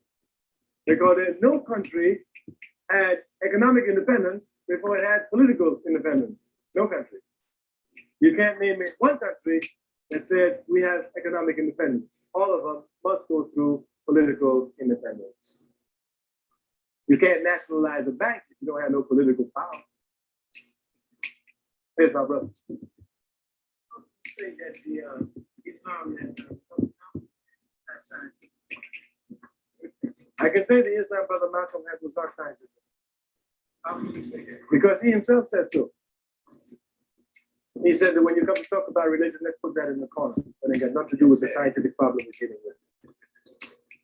Whether you're Baptist, Methodist, or whatever, he still gets you because of something else. Let's deal with this other thing. Let's put that one in the closet. He's saying it's not scientific, man. That's all he was saying. It ain't got nothing to do with what we're talking about here. This is science. If you got that contradiction, keep that contradiction in the closet. But let's work with this science.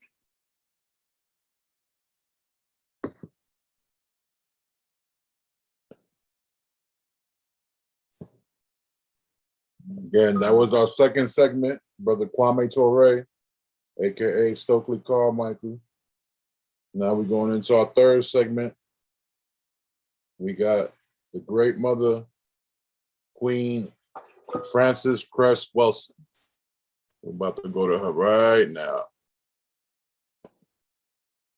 See what we got here. Hope y'all enjoying, and we'll be back next week with that next part of the Amos Wilson video for the first hour. All right, so bear with us. We're slowly getting it all together. Plan to bring you a whole lot of information and education.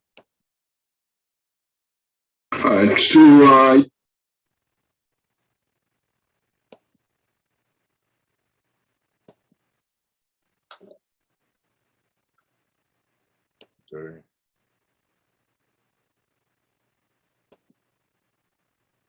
Without any further.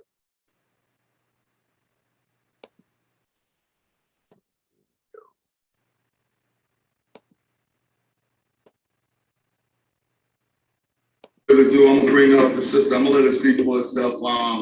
I told her that she reminds me of my mother. She actually looks just like my mother. And she said, "Well, I hear that a lot." But I sincerely mean it. You got her same vibe. You coming through here. I mean, we're so honored to have you. This is the best birthday present I could have ever received. I kid you now. I feel like a little kid now. I'm so happy. I'm blessed, you know. I mean, I could go out there. I was there, by the way. I made that flyer. I've ever received. And without any further ado, Dr. Francis.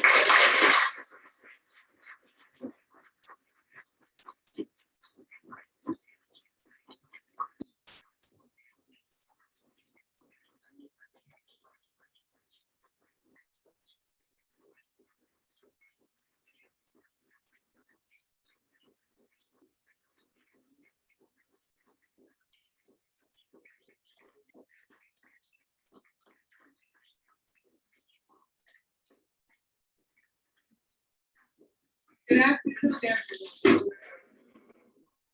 I am really honored to be here and to have been invited by Shabazz Wilson and Clemson Brown.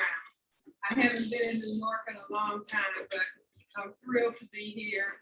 And happy birthday. Thank you. And many more. I'm going to, as usual, talk about racism, white supremacy. My mother is deceased, but one time she said to me, "What are you going to talk about, Francis?" And I said, "Mother, you know, I only talk about racism."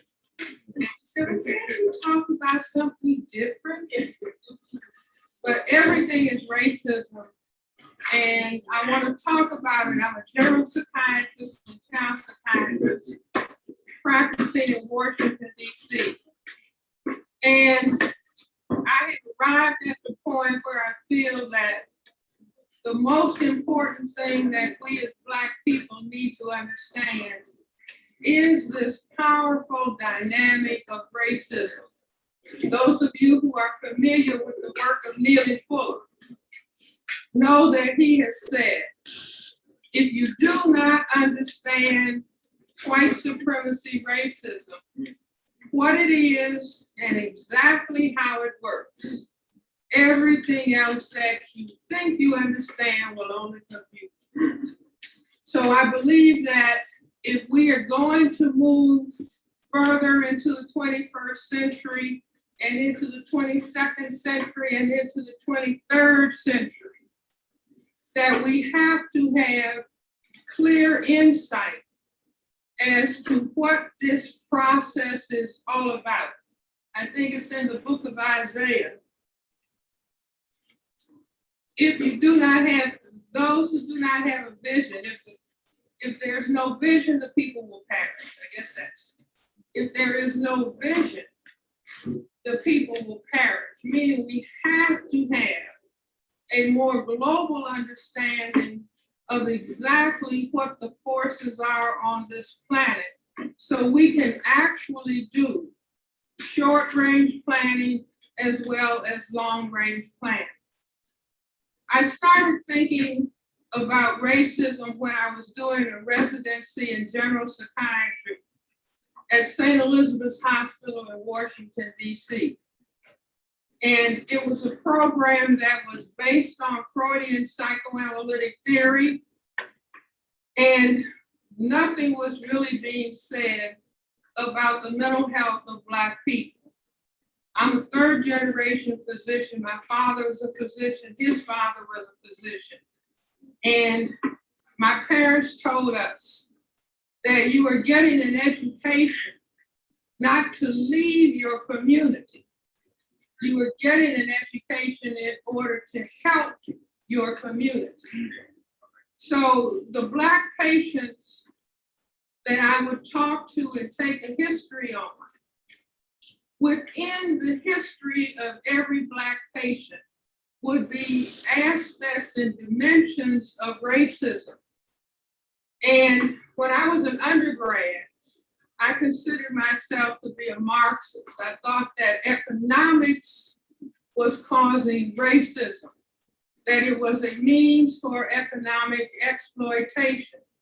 Well, you can have ideas as an undergrad, but when you are a physician and responsible for the care of patients, you really have to know what you're talking about. I remember going home when I was an undergrad. You know, my parents and my grandmother were sitting at the dining room table, and I announced, I'm a Marxist. And my grandmother said, the more education they get, the dumber they get. But anyway, talking to patients and seeing this gigantic monster in the middle of their history about racism, I said, I've got to really understand racism and death. And the training program that I was in, it was at a federal government hospital. All the people in charge of the training program were white people. And they actually taught us, there were a few Black residents, I think 3 out of 12, that Black people did not have the intellectual potential to benefit from psychotherapy. That the best treatment for Black people was medication. Well, that did not compute for me. So I said to myself, I want to understand really more about racism. I happened to have been at a social gathering, and these were Black people sitting around after a Black Power Committee meeting. And I heard a gentleman across the room say, racism is a system. It was almost like a light bulb going on. That was Neely Fuller. How many of you are familiar with his work? I consider him to be one of the critical thinkers in our group in the 20th century and into the 21st century. He was saying that racism is a system, and because we got to get this really in our head. He said it was a system, and the system functions in all areas of people activity: economics, education, entertainment, labor, law, politics, religion, sex, and war. And that the purpose of this system is to maintain the power equation of white over non-white, white power over non-white powerlessness. And so I thought this was a very profound concept. Those of you who are familiar with the work of Dr. Du Bois. Dr. Du Bois in 1903 said that the problem of the 20th century is the question of the color line. This is the problem of the color line. So I said to myself, why would a system for the purpose of maintaining white power over non-white powerlessness, why would such a system evolve on this particular planet, planet Earth? And then I thought about some of the things that are said within the system. One of the critical things is that we are taught that white is a majority. Is that right? And we are told that non-white is genetic inferior. And then I just thought about the things that, you learn going to school for a long time and going to medical school. I said, wait a minute, white is a tiny minority. Fewer than 1/10 of the people on the planet have white skin. And instead of Black people being genetically inferior, the ability to produce this Black pigment, melanin, is a genetically dominant trait. And we have an excellent example in our president, Barack Obama. His mother is white, was white, his father was Black. And you mix these together and what do you get? A colored person. He's always a Black person. So I said that, okay, on this planet, planet Earth, in the 15th century, we had Columbus, 1492, coming out of Europe and realizing that the earth was round and not flat. And everywhere these white people landed, they found colored people, right? And if those men were sexually frustrated and the people were over time, and the women had sex, or I should say the men had sex, imposed sex, however you want to look at it. If they waited around 9 months, they found that all of the children looked like the mothers. And so they realized, wait a minute, we are a tiny minority in Europe and no other place where there are white people. So they said, wait a minute, what if these men got involved? And started going from south to north. We could genetically disappear. Now, this may not make sense to Black people because under white supremacy, Black people try to get rid of their color, don't they? White people don't want to disappear.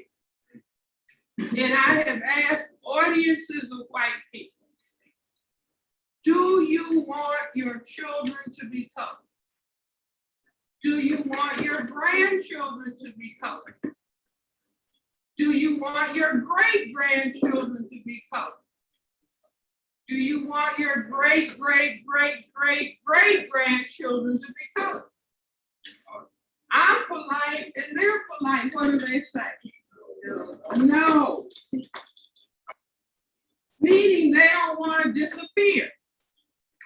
So I said, if you mean this, then you have to do certain specific things in all of these areas of activity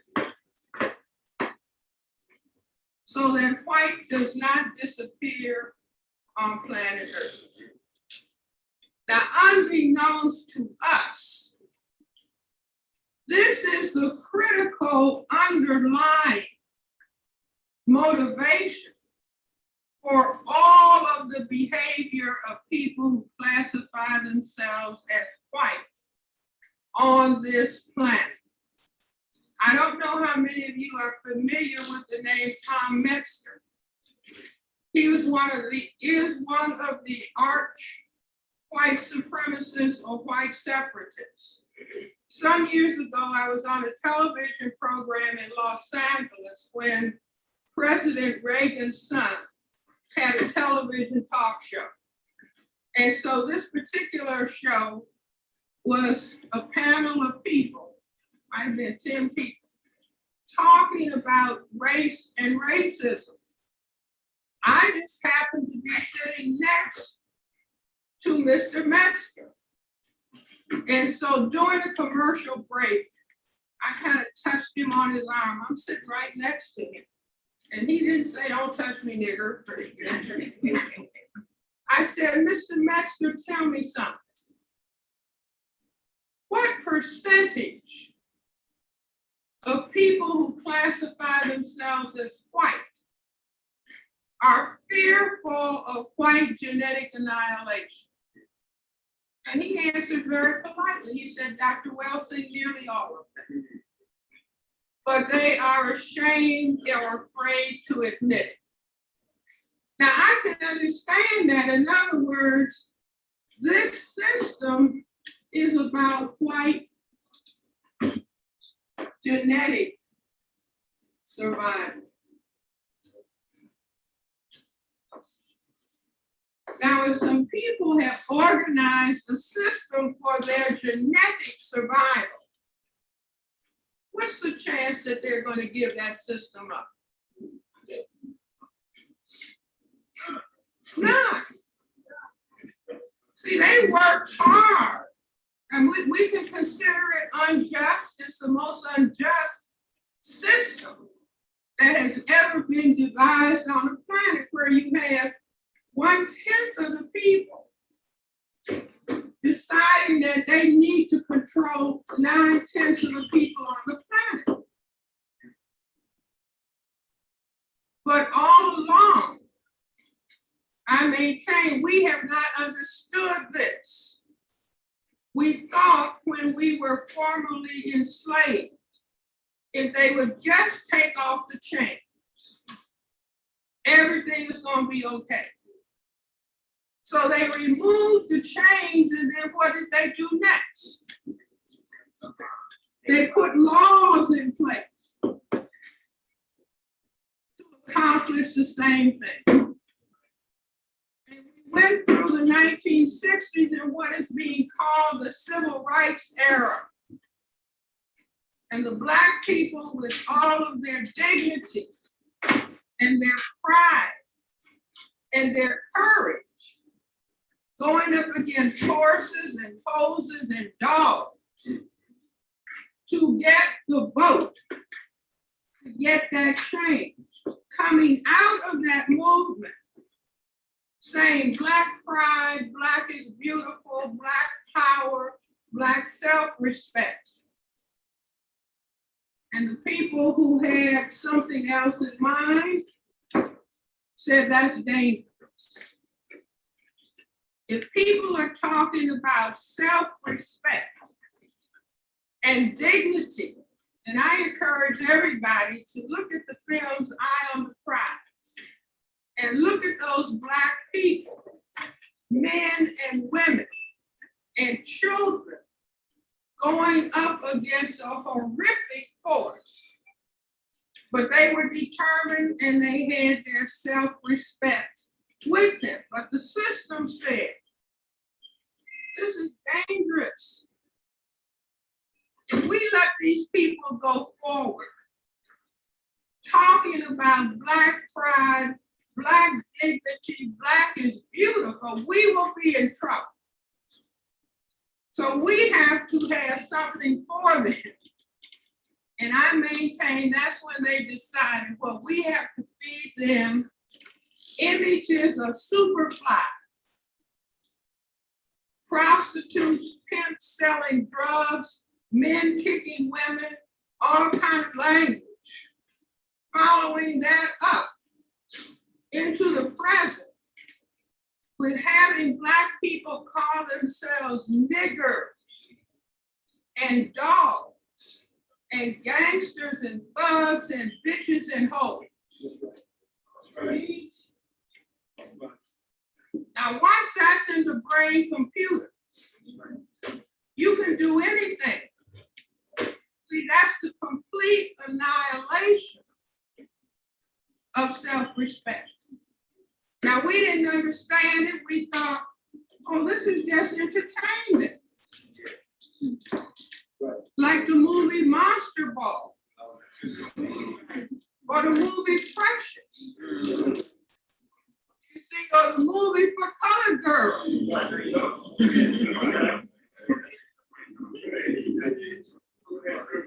See, because we don't have a clue. We don't have a clue about what is going on. See, we've been thinking,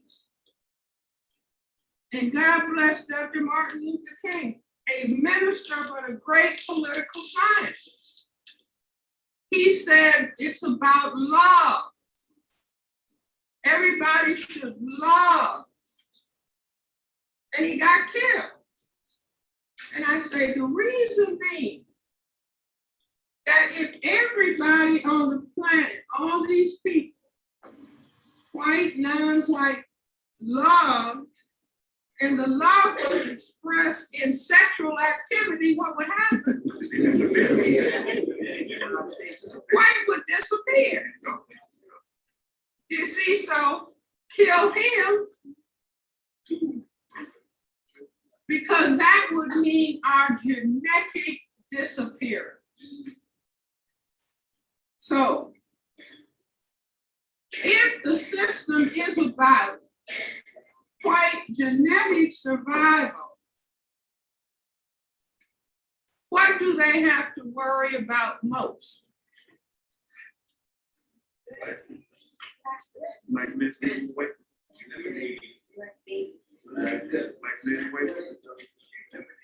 Okay, give them a B plus. Black men, white women. Okay, but let's even take it further. In that if the concern is white genetic survival, they don't have to worry about Black women. Why? See, the test is going to be next week.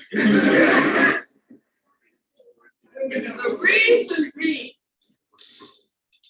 is that men, males, whether they're white, black, brown, red, or yellow, can impose sexual intercourse.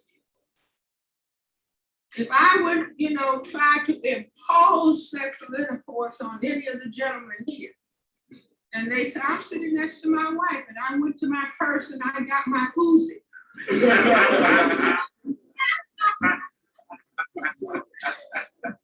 And I frightened the man. What's gonna happen? I hope everybody got that. The erection cannot be maintained in the presence of fear. So females cannot impose sexual intercourse, like ultimately what? Frighten the man. Now the Creator made that possible so somebody, if they were in danger, they wouldn't be in conflict. You see, it's fear. Fear about unemployment could cause a man to have erection problems. Are you all with me? So there's a reason that if the concern is genetic survival, and see, we are decoding this material because we have thought somehow that some white people who are going to work with us, sometimes we thought it was Republicans, sometimes we thought, with Lincoln, and sometimes Democrats. But even President Obama is finding out. It could be Republicans or Democrats. But if it's a Black man that they're being asked to support, they start jumping ship. Because the test for white people, see, in other words, they work 24/7. They don't sleep. They got 3 shifts at home. See, we work 1 shift and then go to bed and then home. They work 24/7 about maintaining of their survival. You see, because it is very serious to them. And if they have some people who classify themselves as white, who start looking like they're getting out of line, what's the question that they ask? Are you a nigger lover? You see, are you with us or are you with them? Now, this is a fundamental question that has to do with the issue of their survival. So that we cannot depend on communists, conservative liberals, Greens, libertarians. And see, this is not a lecture about hate white people. It is a lecture about understanding the opposition. And one of the best analogies to have in mind is the game of chess. See, what is the game of chess about? Strategy. Those are nice BC answers.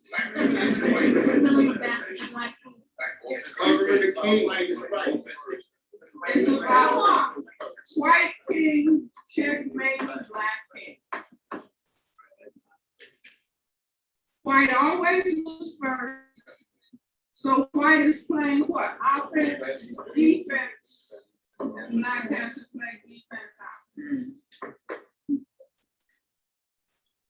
This is what we have now. This is distressing to a lot of people because we wanted to believe, as we were even programmed to believe in the area of religion. I don't know how many of you, I'm a little bit older than many, but if you went to Sunday school, my grandfather was chairman of the Deacon and Trustee Board, so we were in Sunday school before we could see straight. But what did we learn? That God is white. And anybody think they didn't learn that God was white? See, if you were given that little Sunday school card with a white picture of Jesus, your brain automatically concluded that his father had to be white. His father could not have been black. Now, if he was a historic figure, he was black. Even Billy Graham said that Jesus could not have been white. But we are programmed to think that Jesus was white, and therefore his father is white. And we were taught to sing, Jesus, translate white man, loves the little children. All the little children of the world, red, yellow, black, and white. All are precious in his sight. How many know that song? Boy, no more church going in these churches. There was a time when everybody knew those basic songs. You see, but being taught that God is white, and they got a musical that came out some time ago, Arms Too Short to Box with God. Meaning arms too short to box with the white man.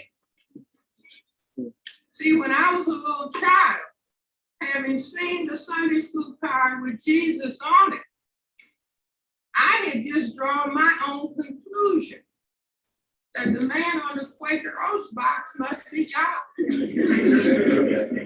See, he was somewhat older with white hair.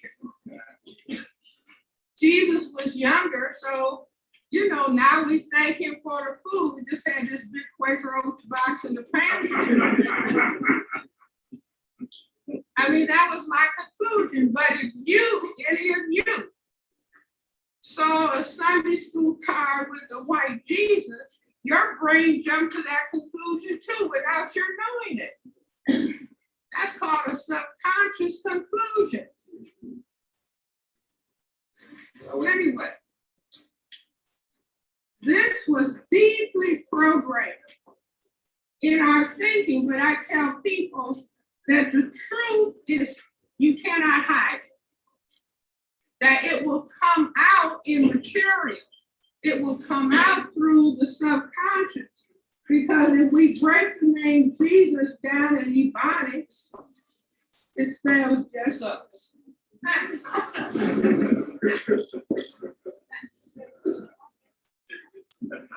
That's who we're waiting for.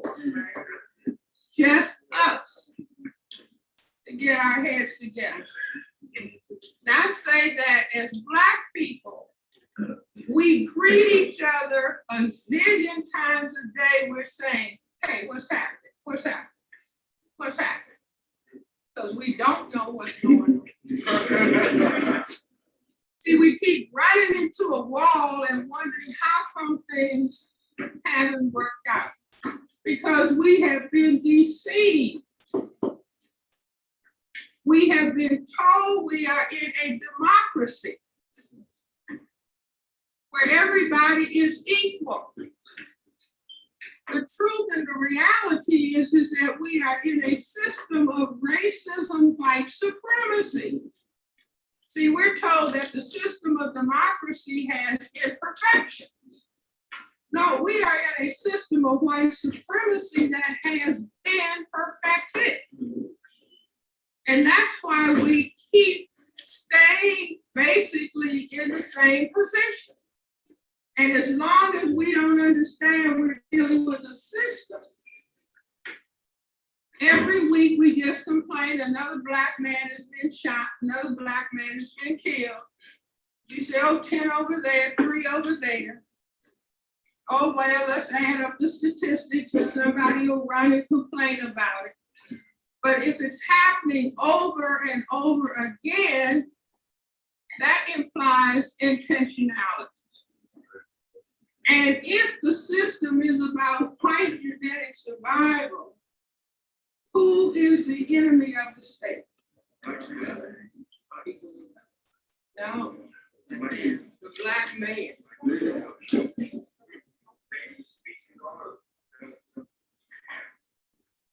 See, in a war, if you can take care of the business as defined, the problem is white genetic survival. So what do you have to knock out in order to not worry about white genetic survival? Exactly. The attack has to center on the Black man.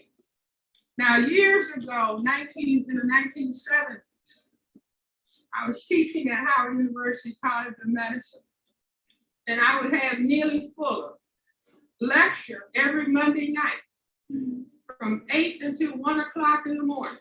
And it would be students and people from the community. And Mr. Fuller used to talk about the system of racism, white supremacy, is going to have Black men wearing dresses. And now this is 1970, about 72, 73. And that sounded so far out. Nobody, what's he talking about? What has recently happened at Morehouse College? The president of Morehouse College had to announce and lay down the law that the Black male students, those who are so inclined, could not wear high heel shoes, could not wear dresses and carry pocketbooks. Now this is 2010. That if the system, see, in other words, we have to keep system about white genetic survival. This is what the system is about. And the system is working 24/7 if I turn the black male into a female, can I relax about the fear of white genetic survival?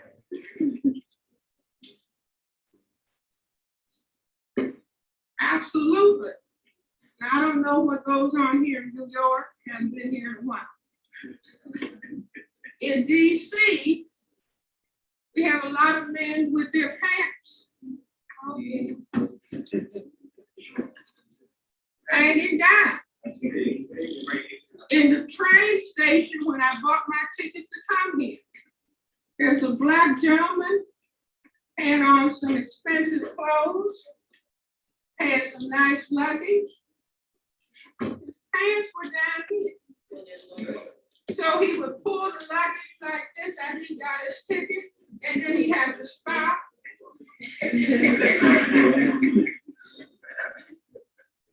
Walk a few more steps.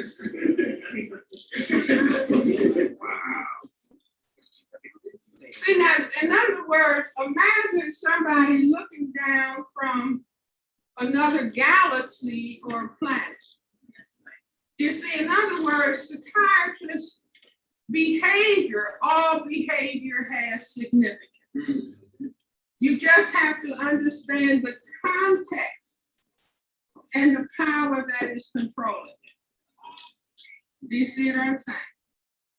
So, to understand what is happening, because what are we told? 70% of the households are without fathers. I read a book recently where a young black man is talking about having gotten into some difficulty doing a carjacking, carrying a gun at 16.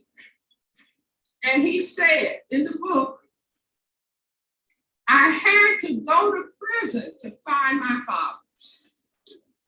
He said, in prison was the first time he had an opportunity. Now, he didn't consciously put himself in that situation, but looking for, I had a black male child say to me, you know, somebody brings a child to the psychiatrist because he's not studying or something. I had one child say to me who was about 10 or 11 years old, Dr. Welsing, I think I could do my homework if I just had an official father. Now that makes the psychiatrist want to fall under the desk and start crying. I had another child say, if I had a father, he could at least have taught me what goes on under the hood of a car. I had another child. All these children are brought into the psychiatrist because somebody says, teacher, principal, they're smart, but they won't do their homework. Or they won't study. This child came and I said, sweetheart, don't you want to work hard in school? This was years ago. So you can help Black people. And this little boy said, no. He wasn't being smart alecky, he wasn't being rude. And I said, you know, the psychiatrist wants to hear the child. I said, yes. He said, no. And I said, why not?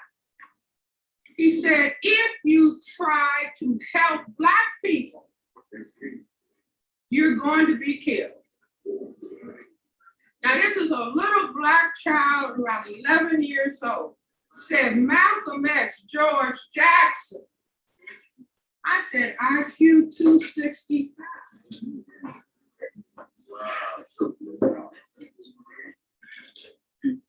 If you try to help Black people, you are going to be killed. Was he right? That's like President Barack Obama has had more death threats than any president in the history of the United States. You see, because just that presence of a Black man in the White House, like I think a lot of white people who initially voted for him wanted to appear liberal. Yeah. You see, but once he's in that White House and a black man with a black wife and a black grandmother, that's the whole package.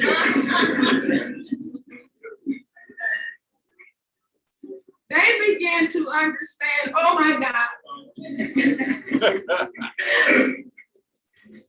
if he's in power, and not only that, the reception that he received all over the non-white world.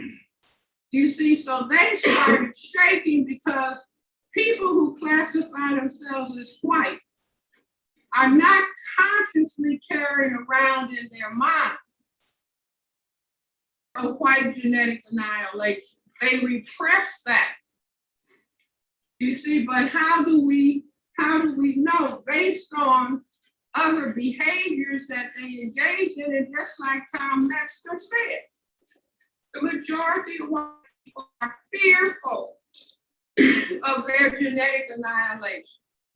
Sometimes white people will say to me, Dr. Wilson, what can I do to help?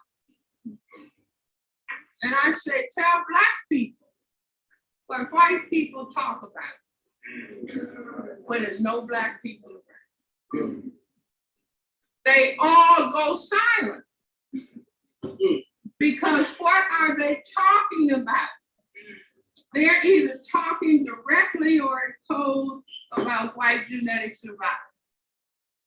I had a white college professor.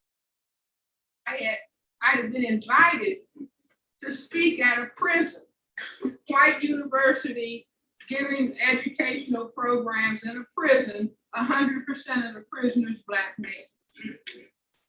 So I went and talked about the same thing I'm talking about here, about racism. So this white professor said to me, because she drove me out there, drove me back home.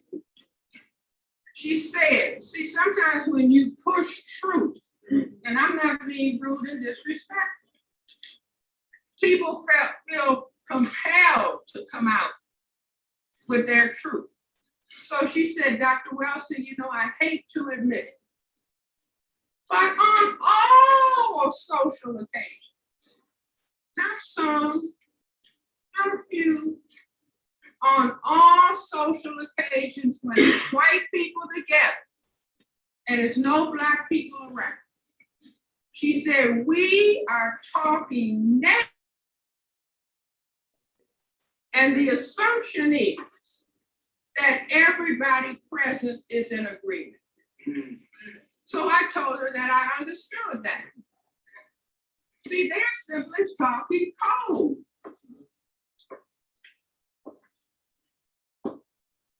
They're just talking code about their survival. They are not going to reveal it. They'll just say to us, isn't it nice that we're in a democracy? You see, but they are talking code about their survival. And at the same time that a black man is in the White House, there are millions of people locked up in prison. Millions, thousands of black men locked up in prison. You can say the incarceration of black genetic. Now I say that the system 24/7 is talking about this critical problem. In activity that you would not think is talking about white genetic survival. So one day, one Sunday, it was so quiet. I said, gee, what's happening? It was so quiet. See, when it's quiet, you can think. Yes. And this is why they say, now this is your music. Boom, boom, boom. See, all that loud music turns off the brain computer because of sensory overload. See, they use loud music. Loud music to torture people in Guantanamo. To torture people. To make them go crazy. But they feed it to us and say, this is your music. This is what we want you to hear. But when it was quiet and I said, what's going on? And it came to me, all games.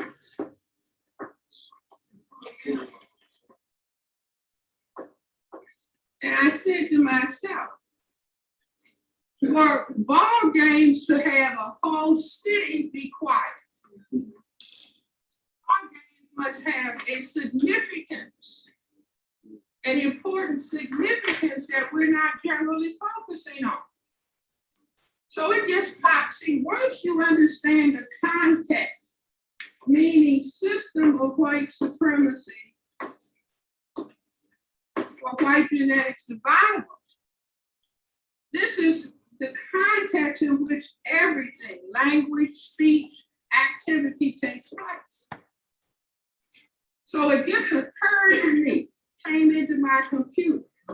There are two series of ball games in the system of racism, white supremacy. If you read Geis's papers, don't answer. What are the two series of ball games? See, you're looking at it all the time. But if you don't see the context, you won't see it. But you're looking at it. What are the two series of ball games? If you read the book, you're going to be expelled if you answer.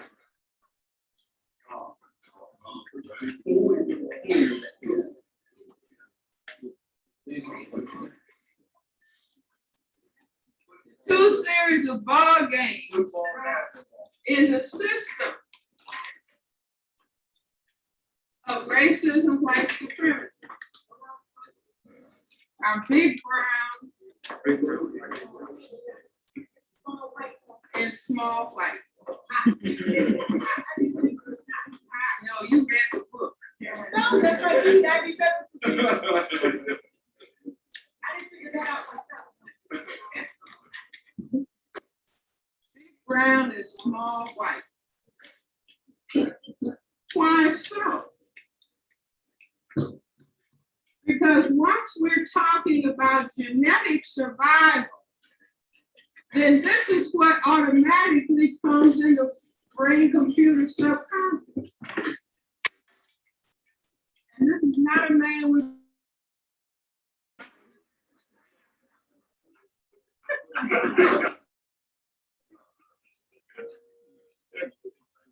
I need to get a model to come and stand on the See, why does this come into mind?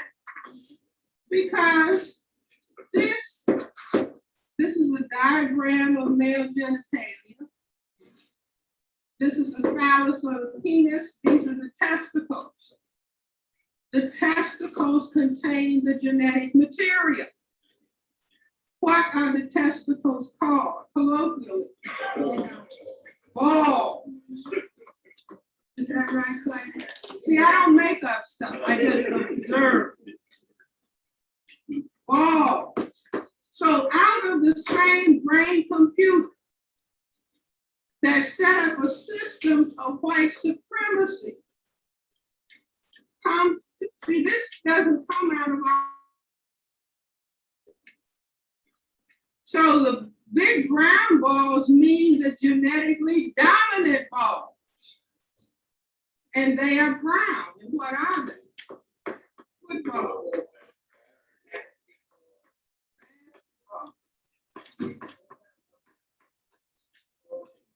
Bowling balls. Earth balls. Small white marbles.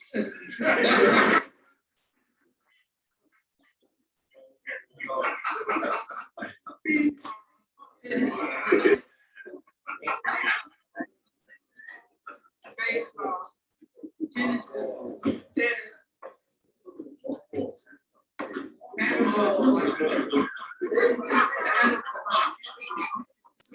but do you see what I'm saying here? Just fantastic. This is coming out of a system that is worried about white genetic survival, and by their thinking of the white ball as small and producing small white balls means they, at a subconscious level, are aware of their genetic vulnerability. Are you following me? Yes. See, and this is being played out. These ball games are going on all the time, 24/7. So it doesn't matter whether you are picking it up consciously or subconsciously. It is still getting the message across. So beyond that,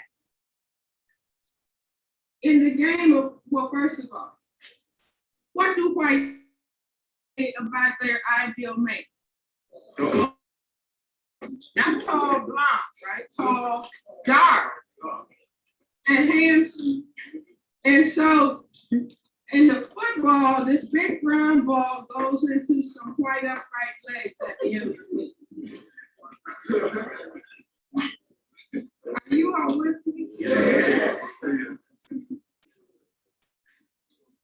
Basketball goes into a white net. Are you all with me? Is this an adult class? And it's white girls in short dresses dancing on the side. And a black girl can hardly get on the squad. Is that correct? Now, a white man said to me, Dr. Wilson, do you know what white men say? I said, no, I don't. He said, white men say that until when? Until they have had sexual intercourse with a black woman. See, there's a lot of young people in here. See, this is the underpinning in the culture. This is what the culture is really thinking about all the time, the people who are thinking. So the most powerful men play what ball game? Now, our president just got hurt playing basketball. You see, but what the game that the white presidents play? Now, how is that game played?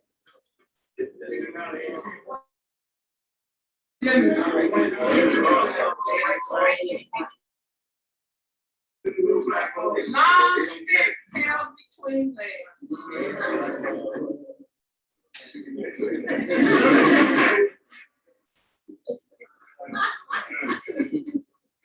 You're trying to get the little white ball in a hole in Black Mother Earth.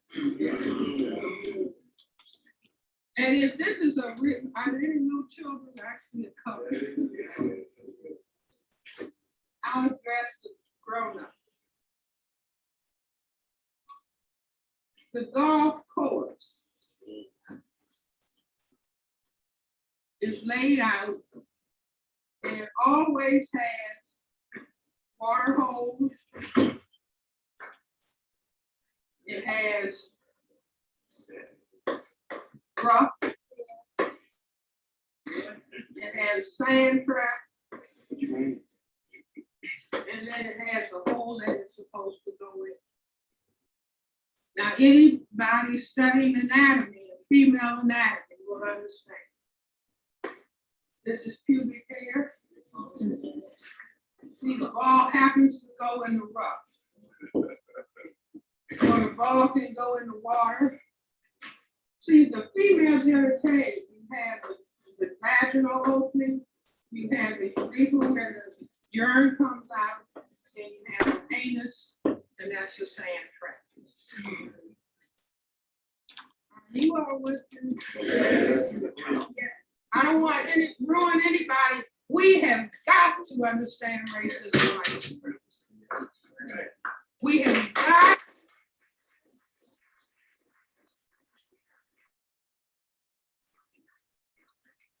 And while we're They're staying on the case 24/7. And that's how a minority can control a majority on the planet. See, by words, by symbols. What about the game of, excuse me.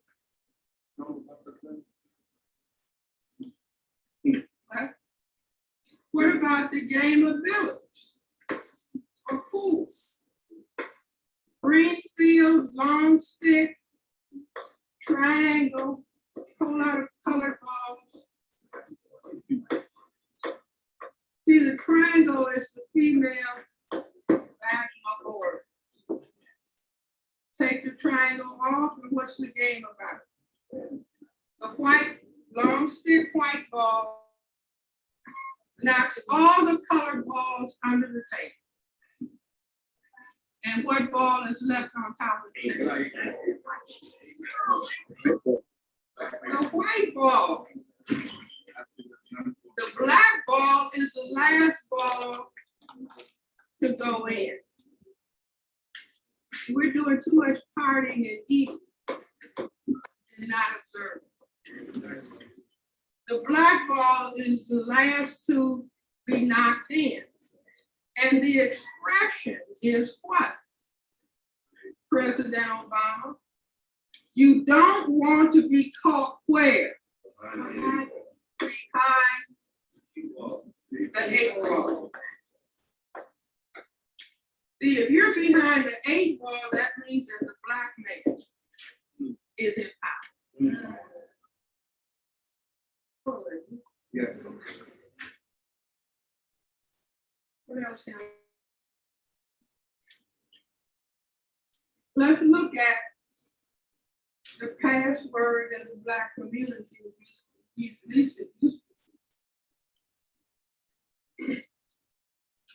The people in New York, Brooklyn say motherfucker. Yes. Yes. Still. One day I came out of the clinic and there were some young people passing and they were the motherfucker.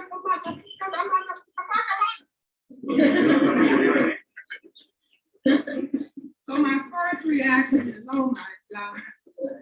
The second reaction, if a word or a phrase is used with high frequency,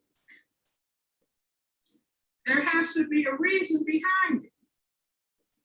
So I said to myself, in the system of racism, white supremacy, 5 people categories.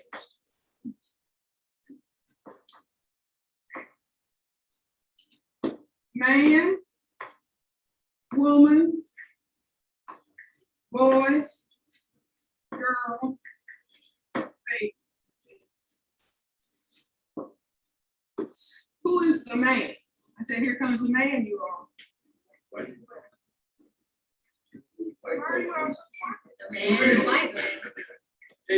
man is the white man. Any other male has 4 choices. Black men fought historically, don't call me no boy. Is that right? White supremacists say, okay, you got 3 choices. Woman, girl, or baby. It used to be that woman and girl were out. Baby was in. How many black ladies have called the black man that they are highly familiar with baby? You all better tell me. See, lying to yourself.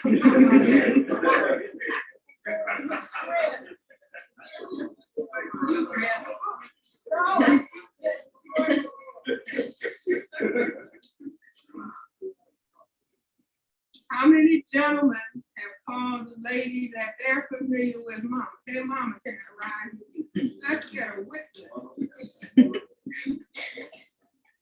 How many gentlemen have called the place where they sleep a crib?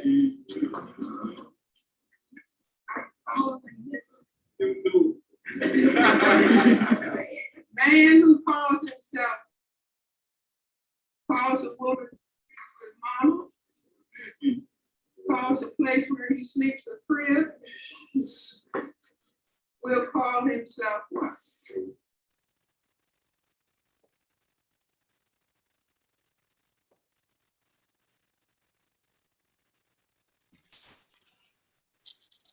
Gotta understand what's going on.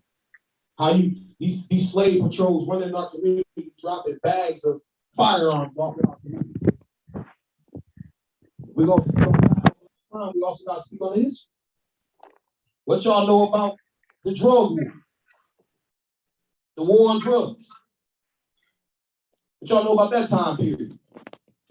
White supremacy, drugs, the police, the system, the beast system. Drop the drugs off in the community, our community. Now, when you look around in our community, what do you see? You see young Black men and sisters, elders, suffering and dying from drug addiction or drug overdose. When you look around the world today, man, they put something out. They said it has been this year. They said it's been way over 200 drug overdoses.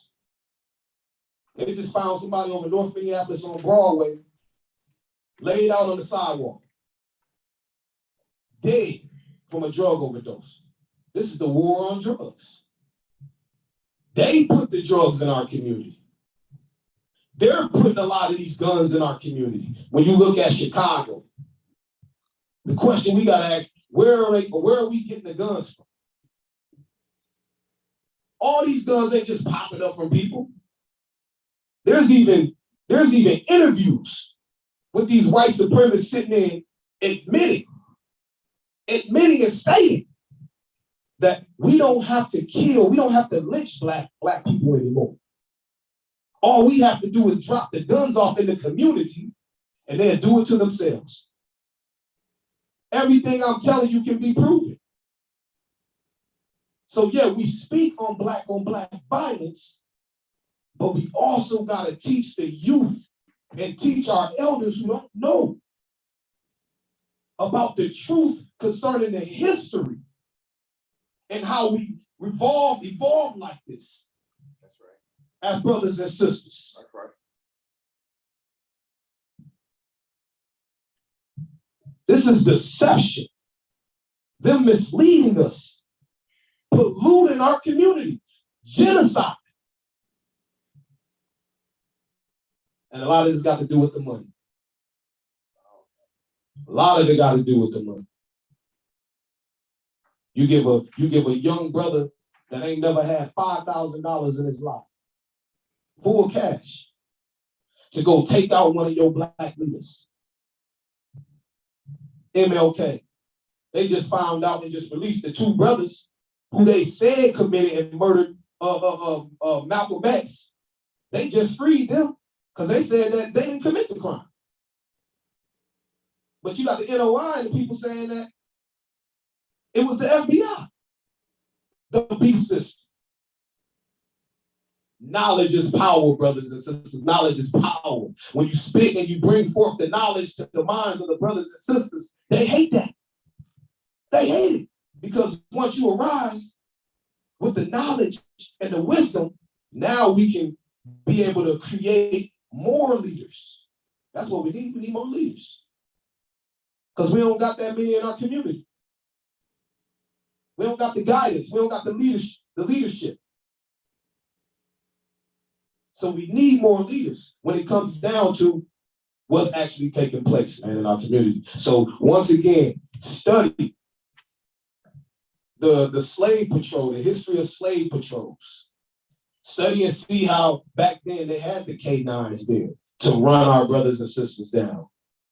They were doing the beatings back then. It was doing the lynchings back then. It was doing the police brutality back then.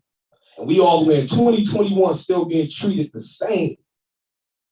Because you got KKK, the KKK in a blue uniform with a badge on, patrolling the black communities, modern day lynching the black man and woman and child. shooting our children dead too. That's right. Tamir Rice. Young man can't even play with a squirt gun without getting shot dead. And you got this old punk police officer talk about he feared for his life. Right. With a child playing with a squirt gun or whatever they may call it. It wasn't a real gun. But they find ways, the KKK come in and infiltrate, to find ways to come in our community to continue to murder us. It's genocide and population control when dealing with this beast system. So I'm gonna yield the mic to Brother Malik Zulu Shabazz. He's gonna introduce himself and he's gonna take the mic and speak on it. Thank you, brothers and sisters. All right, sisters and brothers, let's give them a black hand. Give them a strong, show some life up in here, man. Give them a strong black hand. Y'all black folks, right? Y'all black? Open up your mouth and say something. Black power. Oh, you got glue in your mouth. Black power. Black power. Yeah, you right there with the glasses, sister. Black power. Black power. Black power. Black power. Sit there like a bump on a log. You hearing all this truth up in here. Pardon me, I know I'm just a guest, but I'm gonna get out up in here. My name is Malik Zulu Shabazz. I am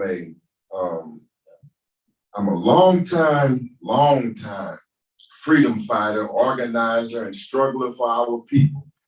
I'm here on behalf of the new Black Panther Party as the national chairman once again. I'm here on behalf of the new Black Panther Party, and I'm here on behalf of Black Lawyers for Justice. I'm from Los Angeles, California. I came to Howard University years ago as a college student, and I found on my college campus my mentor, who I've written this 515-page book about, Khalid Abdul Muhammad. And since I found this Black man, Khalid Muhammad, and I found a mentor, the former national spokesman for the Nation of Islam, and Minister Louis Farrakhan, I found at the young age that you brothers are out here right now, I found a big brother, a freedom fighter, and a mentor that has completely and totally changed my life and is greatly responsible for what I'm about to share with you today. So in the name of Dr. Khalid Muhammad and Chairman Hashim Nzinga, on behalf of the new Black Panther Party in over 40 cities around America, I want to greet you again and say Black Power. Black Power. I want to thank Brother Monroe. Let's give him a black hand. Brother Monroe been out there fighting. Monroe believes in fighting the power and fighting the system. He went to city council there in Houston, am I right? He's at the city council in Houston, and they didn't like his tactics. They didn't like his strategy. They didn't like the way that he was confronting the system down in Houston, and he has fought them all the way for his rights to say what he want to say and bring the issues for our people towards the city council. He then went all the way to federal court and won against them in federal court, and I'm sure he's gonna be back on him again. And I like the way he's on this enemy, Brother Monroe. Let's give him a black hand. Ooh, right up here. To the president of the Lion of Judah Armed Forces. I just love that name, Lion of Judah Armed Forces. Sound like we got us an Army, a Navy, Marines. Sound like we about to come down the block with some black tanks, with the red, black, and green on the side. That's right. Big 40mm cannons and all of that on the tanks. Am I right? That's right. The black man must have an army. That's right. The black man must have a navy. The black man must have an air force. Are you looking at me like you shocked? The black man must have Marines. That's right. The black man must have aircraft carriers. That's right. And the black man must have nuclear weapons. See? Black power. Black power. Black power. Black power. We getting ready to get on up in here in this session and all of that. But I'm going to, so let's give him a black hand. Get this young warrior a black hand. Black freedom fighter warrior telling you all this, you just looking at him like, wow. Well, are we in church or what? Let the church say amen. Amen. Let the church say amen again. Amen. Let the church say amen one more time. Amen. To the good shepherd of this house and the pastor of this house who has allowed us the privileges and the opportunity to be up in here. Let's give our pastor a strong round of applause.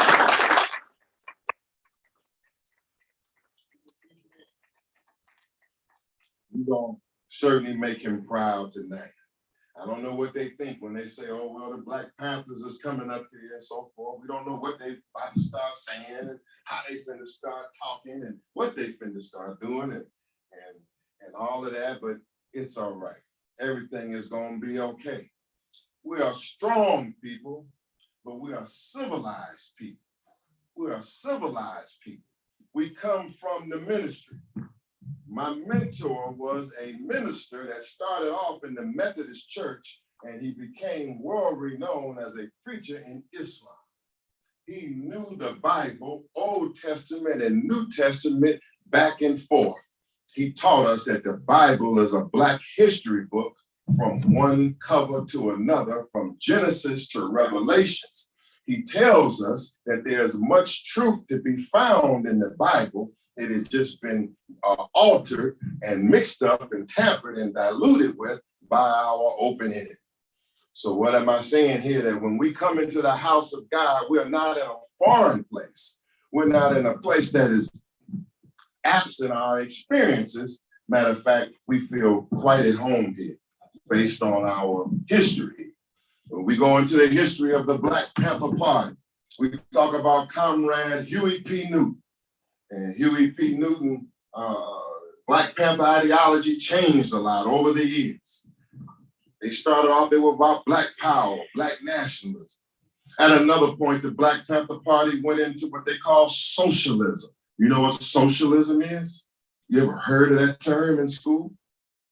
All right, well, we'll get into it. Socialism and communism, and they got into that. Matter of fact, the Black Panther Party that you've seen in the movies became what they call the vanguard. They call themselves the vanguard. Vanguard means to be out front, but they got so far out front that they lost touch with the Black community. So says Huey P. Newton. They got so far out front and away from their roots in the church and in the Black community and to begin thinking that because they were the Black Panther Party and because they had, according to them, a superior ideology, a superior philosophy, and because they were out front and they were so far above the people that when the police cracked down, when the FBI cracked down, when the old no good J. Edgar Hoover cracked down and started to raid them and shoot them and imprison them and to kill them, the Black community was not connected to the Panther Party to defend them in the right way. They were out there and they were caught at the hands of the United States government and the counterintelligence program.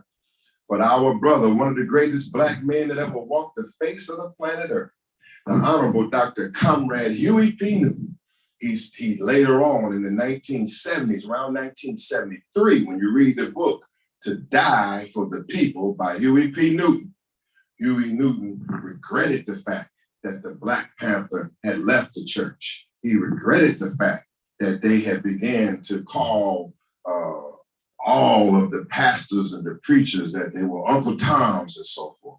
Now, me and you know, now us know, and Pastor knows too, that there are some Uncle Tom pastors out there. There are some pastors that do not fit the description that is in the book of the Good Shepherd. That's right. But this is not one of them. And us, and we tell you today, after all of that history and experience, that we are part and parcel of the Black community. We as your brothers, we your cousins, we your uncles. And we are here to explain. I'm here to explain why I'm here in town, okay? Black power? Black power. All right, I ain't gonna be long, but I'm finna strong. Get down and do what I do out here. I'm a professional lecturer. I'm a professional teacher. I have been to colleges and universities all over America and all over the world, teaching lectures to our people. I am a trainer of young Black men, trainer of young women. I'm a trainer of revolutionaries, freedom fighters. I'm an attorney at law.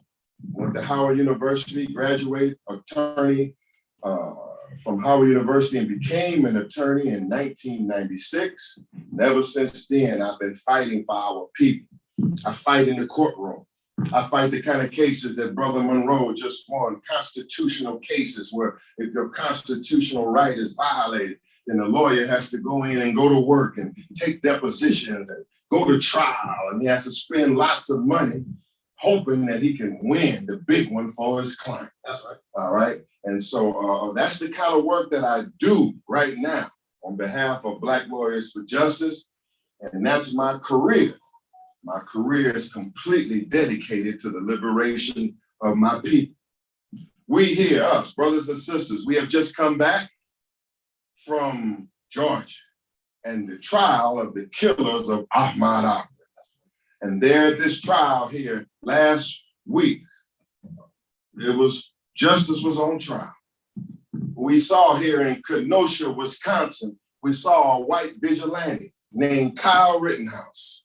We saw a white vigilante here not too far from these areas kill two and maliciously wound another, and was allowed to walk out of that courtroom scot-free. Meaning that white vigilantism is on the rise. Meaning that the right of a white vigilante to shoot and kill a Black protester was ratified by that court system in Kenosha, Wisconsin. Old judge, you saw that old judge in the Rittenhouse case, did you? He said he might as well have been the defense counsel. They should have took him off the bench as the judge and put him at the defense table and just let him run the counsel for the defense. So in Georgia, we feared that the same thing could happen to the killers of Ahmaud Arbery. You had no good Travis McMichael. You had Greg McMichael. You had these big I got to be careful of it. More vigilantes. You had these straw chewing, tobacco chewing, overhaul wearing, Ku Klux Klan, good old boys on trial. And you had an all white jury. You had an almost all white jury. And you had these men on trial. And I'm telling you, I was in the courtroom to hear the closing arguments of the attorneys.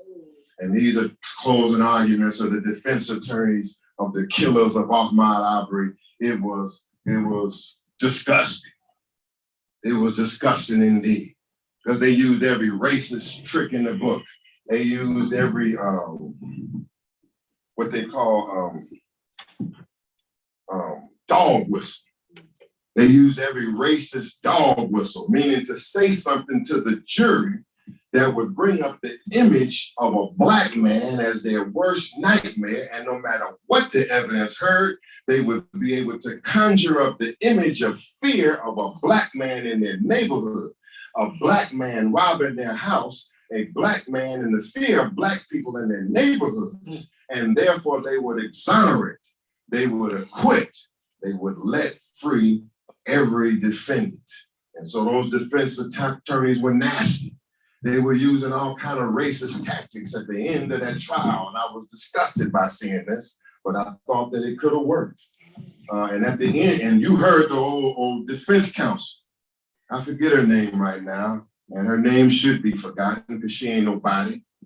But she got up there and then talked about the long, dirty toenails of Ahmaud Arbery to that jury and tried to get them to dehumanize him so he couldn't get a judgment in his favor by basically portraying him less than human as an animal and as a monkey right here in 2021.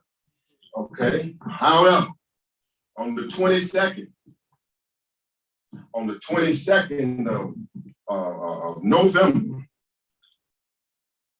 we stepped to that courthouse. On the 22nd of November, we saw our other brothers and sisters who were in the civil rights movement, and they were doing a pretty good job on the case. They're doing as best as they can as civil rights leaders. But we are the Black Panthers. We are the tribe, the Lion of Judah Defense Forces. We are the believers in Black power. We are what they call Black nationalists. And where we go and when we put our foot down, we get results. It's a little bit different when the Black Panthers show up on the scene than when our brother Al Sharpton shows up on the scene. It's a little bit different than when Malik Zulu Shabazz and Chairman Nasir shows up on the scene than when the other civil rights leaders showed up on the scene. But we came not only with our God and with our law books, but we came with our God and our guts right to that courthouse. And we came down there strong down there in Brunswick, Georgia. And while I was inside the courtroom and the courthouse, working the courthouse, watching the closing arguments before I was to conduct a news conference outside of the courthouse, the chairman, the president out here, he went to work with the other Black self-defense forces. They had armed guards posted up on this side of the courthouse. And armed men and armed guards posted up on that end, on the southwest end, and on the southeast end, and on the northwest end, and on the northeast end. And all of a sudden, the whole vibration of everything changed right up in that courthouse. The old defense counsel, one of the old defense attorneys, one of them Klan members that was on defense counsel, he heard about what was going on outside. He heard that what he called the Black Panthers was outside. You know, every time they see a Black man with a gun and a beret, they say he a Black Panther.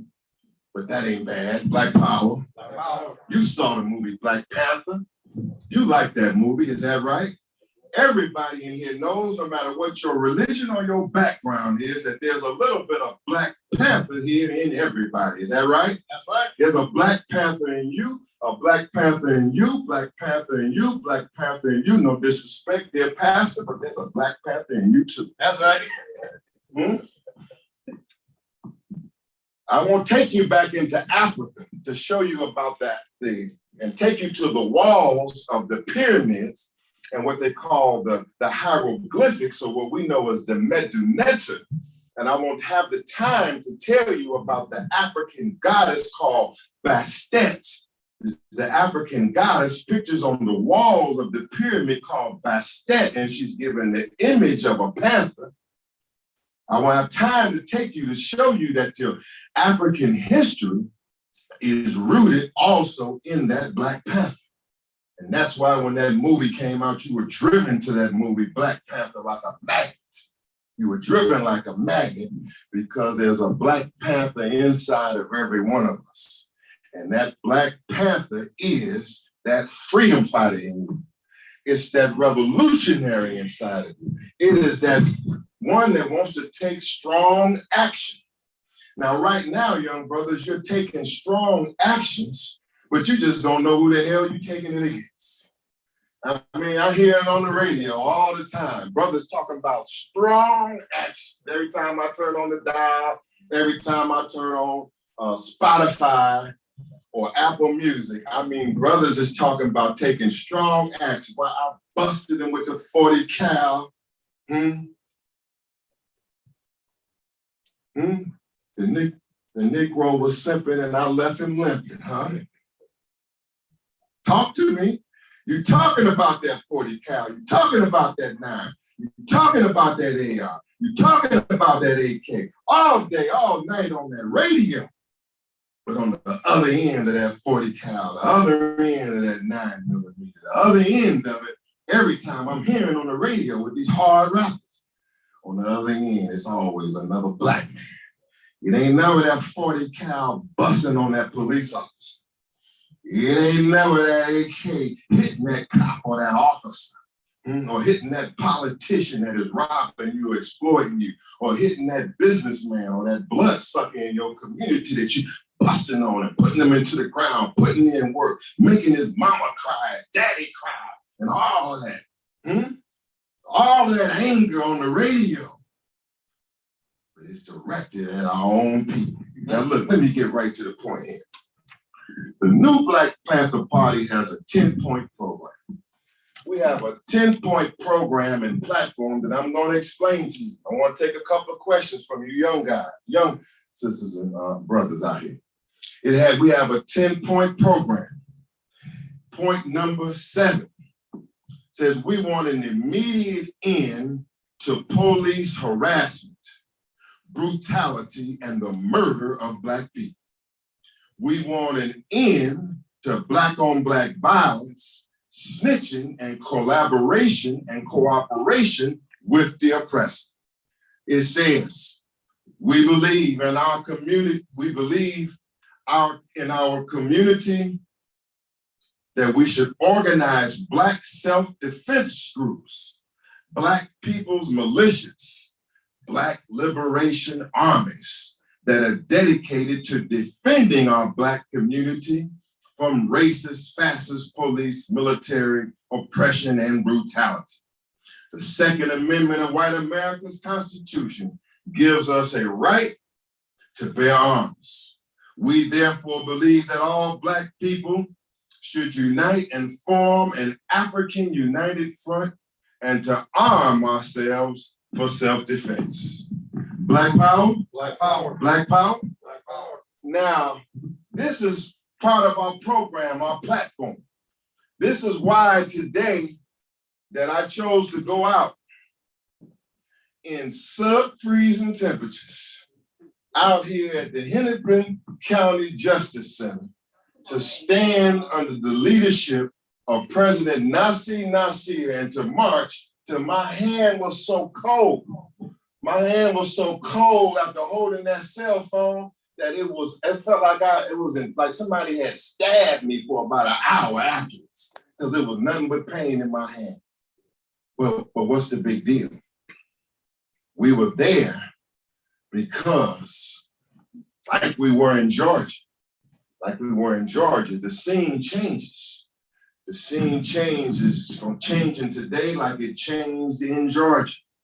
And when we were on the scene in Georgia, when we conducted our operations there at the courthouse in Georgia, when we had our armed demonstration that went 3 or 4 times around, it was a beautiful demonstration. All of the sisters and brothers in the community, average sisters and brothers, just like you, and mothers and aunts and nieces and nephews, they all were with us. And we had plenty of guns. And the old defense attorney and the Aubrey, one of the Aubrey killers, he went up to the judge and said, "Judge, mistrial, declare mistrial. Declare mistrial. The Black Panthers are outside. They're outside with their guns, and when we want a mistrial denied." That's right. But I was honored that whatever we was doing went all the way up to the old no good defense attorney with his racist Ku Klux Klan behind and background, because we was out there putting the heat on that trial. We put the heat on that trial, and then a day or two later, the verdict came back guilty on all charges for all defendants. Yeah. Is that good news or what? Yes, wake up, Black man and woman. Is that good news or what? Yes, sir. Are you a bump on a log? Are you dead up in here? Let me give yourself a black hand. Do something, man.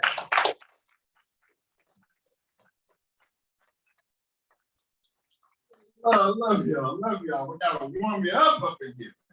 Gotta warm me up in here. Just give me a few minutes. You gotta get the spirit. You gotta get the spirit. You ever seen them get the Holy Ghost up in the church?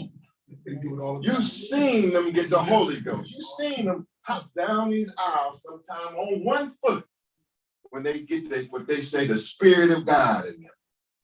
Well, this is the Spirit of God for the liberation of Black people. This is the fulfillment of what you're reading about in the scripture and how it applies to us. Black power? Black power. Okay, so look, when we put on the pressure, when we apply the pressure, when we unite, when we take a strong stand, things change. Things change. I don't know whether or not the jury or anybody was thinking, well, you know, I just want to go home and I don't want these Black Panthers in my neighborhood anymore. Because you know that before the killers of Aubrey wasn't even arrested till a long time after they killed a man, they was finna let them go. They were about to let them go until the pressure came. Part of the pressure came from armed self-defense groups that were patrolling the neighborhood of old Travis McMichael and Gregory McMichael and all the old clan McMichaels. And when the Black self-defense groups as a unit started patrolling those neighborhoods, then not too long after that, then somebody got arrested. Then mysteriously the videotape came out. Oh, I know that one white boy. I know he's feeling quite dumb for turning in that videotape. But as you follow this case, is the white boy, the third one, what's his name? Bradley. He had the video. I'm glad he turned it in, but he had the video. He made the choice to turn in the video, and if he hadn't turned in the video, wouldn't even been no video in the whole case. He thought that turning in the video was going to exonerate and going to help them out of the situation. It ended up being the chain that drug his behind to the bottom. That's right. And so let's give God a black hand for using the devil against his own self. I know he was mad at his lawyer. I mean, I was thinking, I asked one of my law partners, I said, wow. I said, that videotape led directly to his conviction. Is that malpractice? I said, could he sue his lawyer?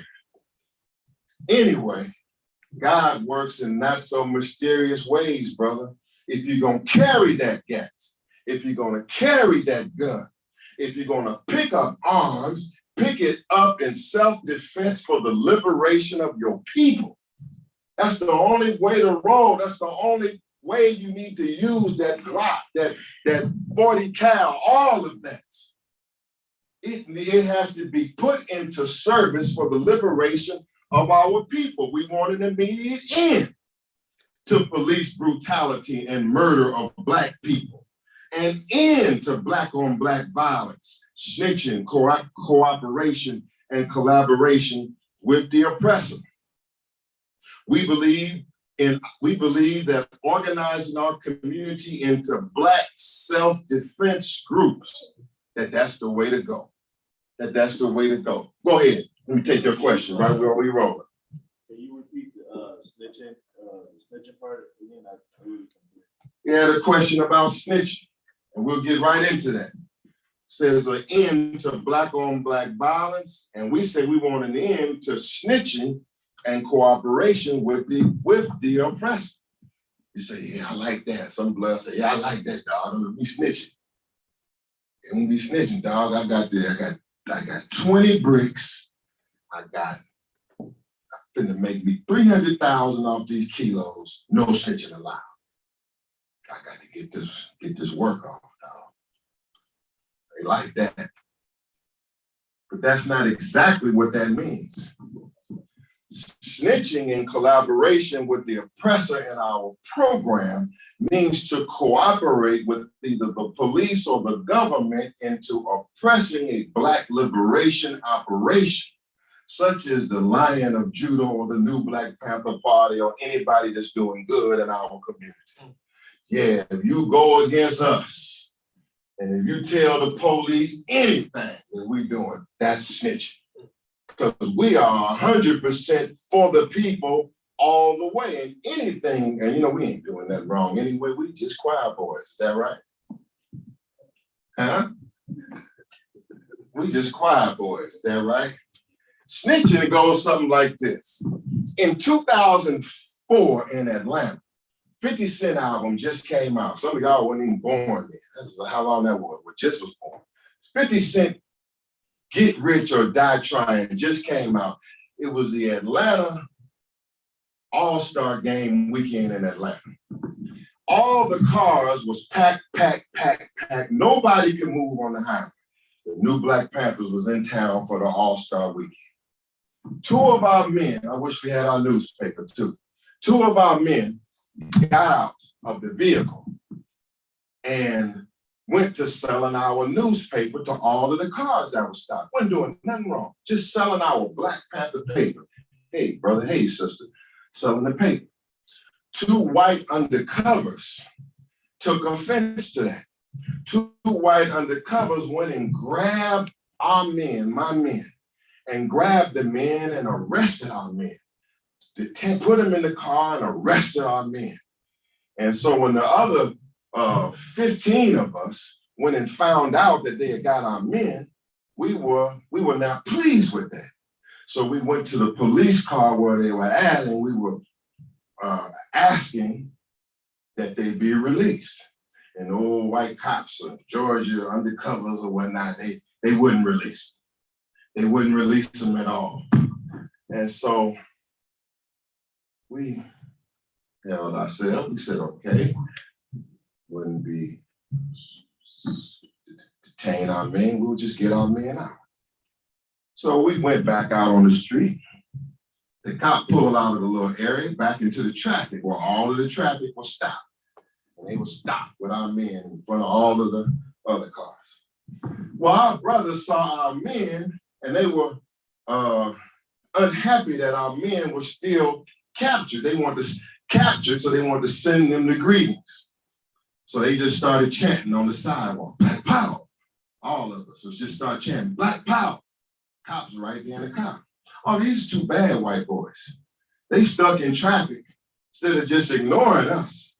They gonna bang, hit the stop. Both of them hop out like they Starsky and Hutch or tougher than that. Bang, open up both of the doors, jumped out of the doors, took they batons, the ones that fold out, brought them all the way out. When they came all the way out, and they two white boys came walking up to us fast. Now they gonna deal with us because we stepped. They say you on the curb. They say you off the street. You're on the curb. And we gave them some choice words that I won't repeat in this house. We gave them some choice words. Well, they got even angry with that. They came over with their batons and they went and raised them two batons, and that was the last two batons that they raised. Because as soon as they raised them two batons, it was officer down. Officer down. And our men was getting down. I mean, they was getting down. I was proud of them. I mean, they was right, left, right, officer down. I had this coat on. I had this coat on still. I had this coat on. I was the last man out with them cops getting wailed on in self-defense. It's all in self-defense now. Don't you get it wrong now. I'm the last man out. I had the baton in self-defense. I had the baton of the cop in my hand, and I whacked his behind a good one. I mean, I whacked him good and threw it at the other. They said I had my coat on. They said I looked like a flying Zambezi when I rolled out. I rolled off the set. I was the last one off the set. I rolled off with my coat flying. I flipped down the hill. You know, I'm in Atlanta. I flipped down the hill into the spot. Where did I flip to? The darn strip club. I mean, I was landed in the strip club out of breath after fighting the police, and all of the brothers and sisters, the brothers, they all protected me in there. Nobody told.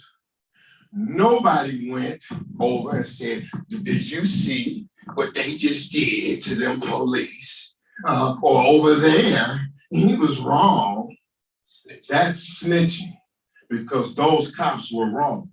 Those cops were oppressing and brutalizing our community. And therefore, what happened to them should have happened to them, and nobody should have said nothing. Black power? Black power. Other things that go ahead, black man. You got a question. Speak up strong, brother. Cops, not all cops like that, though. Let me get brother swinging on it for a second. That's a good question. You say, are what now? Are all cops like that? Not all cops are like that. Too many of them are. May not be that all police officers are like that, but one too many is enough, honestly, because it's one cop like that, which means that your life could have been ended. It only takes one. And what we're saying here is that certain things, when you ask that question, my brother, certain things must be kept amongst us. Other things, as a Black community, we must take charge of, and we can't necessarily rely on the police department. We wouldn't want to rely on the police department. We have to move to a level where we are self-policing our own community. But we'll get to that, and we'll get to that. We're doing this. I'm gonna take more questions. I see I'm provoking y'all minds. I want to ask you these questions. So I'll just say this. After mobilization comes organization. We believe that by establishing a structure in our community, that these changes will happen.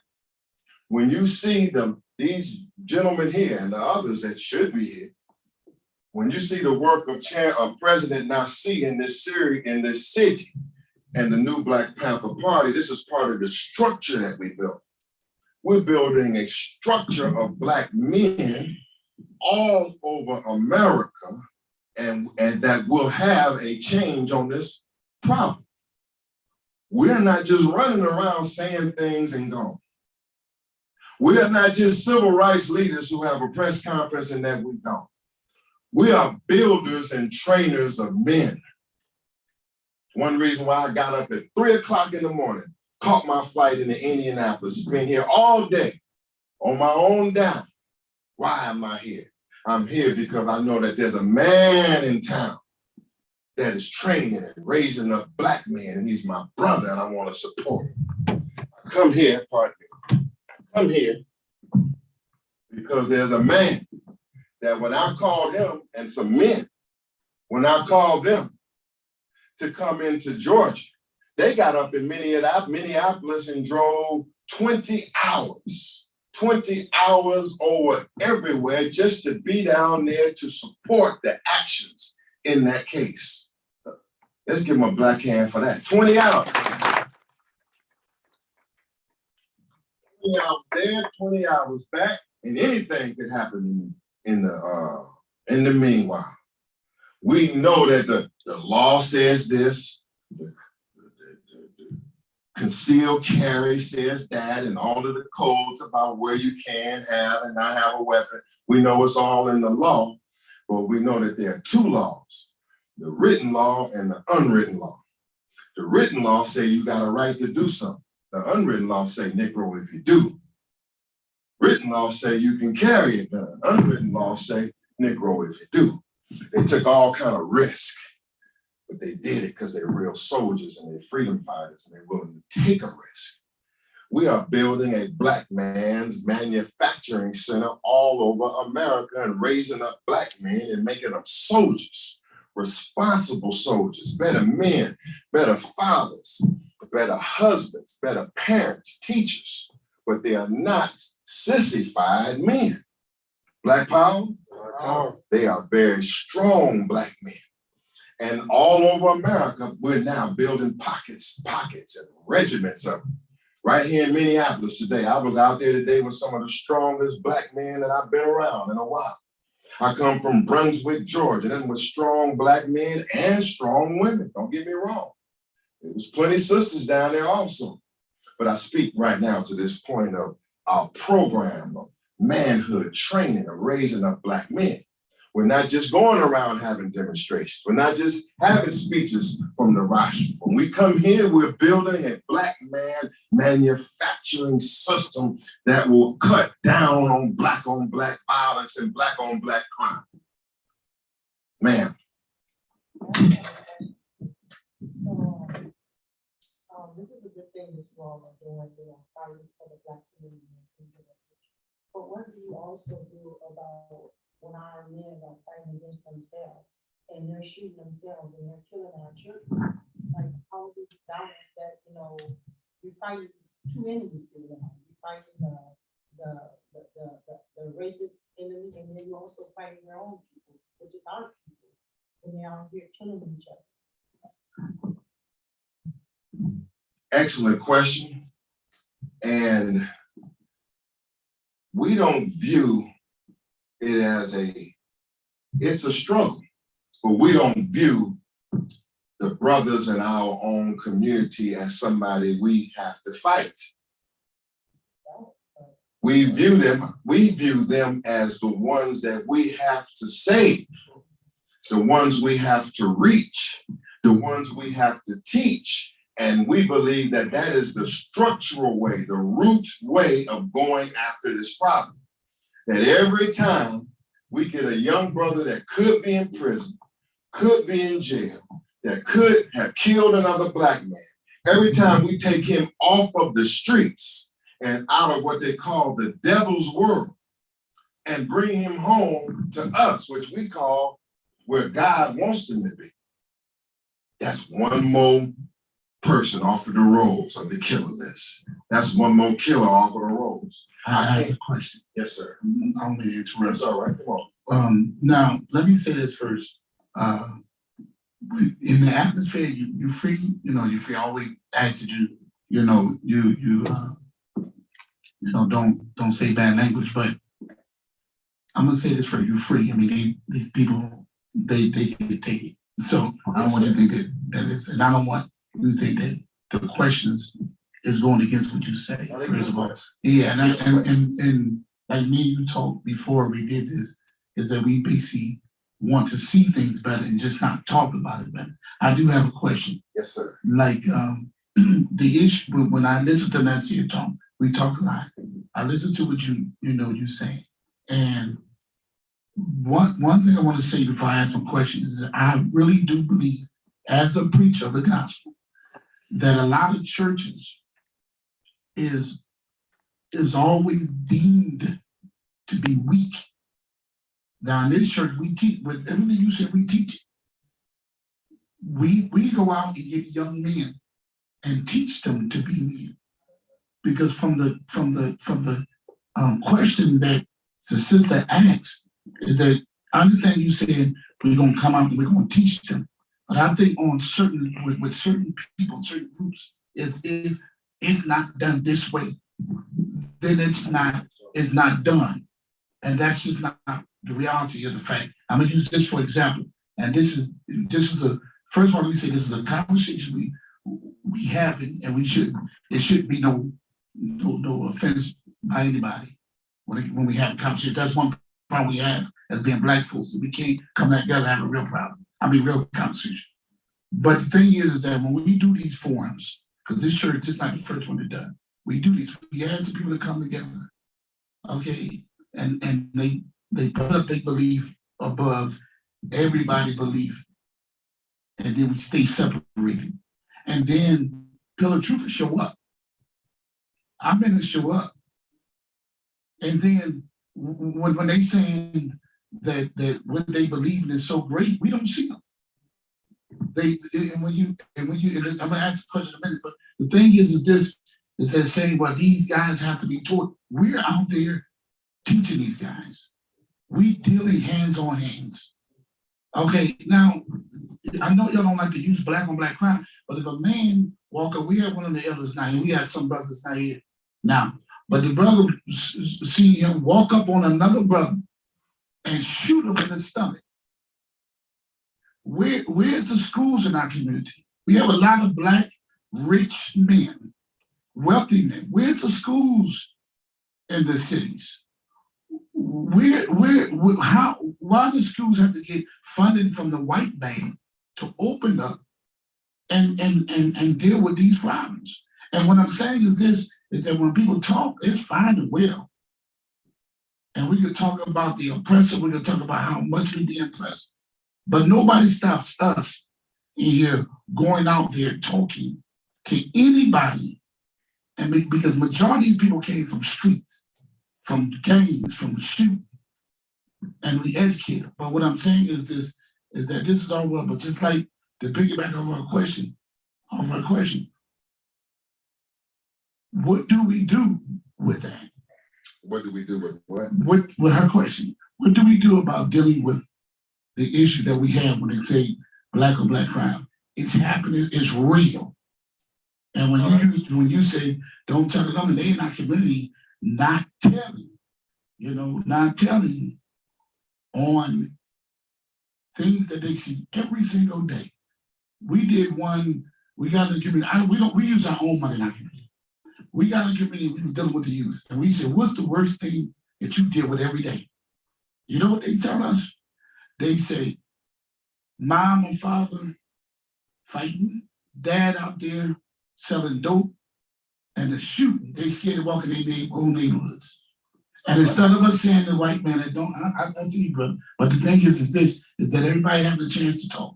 But the thing is this, where do we go? Where do we, because if we gonna say, this is the work to be done, a lot of us is showing that work. A lot of people already deeming churches for not doing enough, and a lot of us is doing enough. But if it's not done a particular way, then we are considered weak, and we got a lot of men that ain't weak. They come from the streets. Let's look into that. That's a great question. Let's give our pastor a strong hand. You can't just jump over that your question, my dear sister, so readily, because it's a heavy question and it's pregnant with a solid answer. Dear pastor says that we are doing the work, but then we will be criticized for how we're doing the work. I'm willing to say that to make further progress in the movement and to make further progress against the problems we face, that we must have stronger methods. There are many good churches, most all of them doing something for the people. They're giving something away, or they're teaching the gospel of Jesus Christ according to how they've been taught. And the church has faced some criticism for not being as effective in the Black community. I say it like this. I say that when you say that the church is teaching in the community, I'd have to ask specifically what is being taught. The same thing you're talking about. Well, I haven't found that. I respectfully, I haven't found that to be true. I have not found. No, we Black history. First of all, you can ask any one of them child that's sitting there. Well, you can ask any one of those. See, this is what I'm saying, and this is not to come against what you're saying, but this is what I'm saying is that we teach about more than just, when we talk about the Bible. First thing that people say, well, what happened tampered with this, that, and the other. We in this church, I can't say whether you could ask about Egyptology, they could talk about that. We read, we deal with the NOI, we deal with this, and a lot of things that you're saying right now. But it seemed to be a problem when people on the other end trying to on the other end. Who's on the other? Well, when I'm saying people on the other, meaning that that just deem Christianity as a white man religion. And we're coming here. You like, what did I tell you about the Bible? What did it teach me? Okay, I learned that's where I learned it from. But we are deemed to be like everybody else that's weak, but yet we doing the work. What I'm saying is this: is that when a lot of us is doing the work, we're doing the work. Then we got a lot of folks that's out here that's against us because we don't believe the way they believe.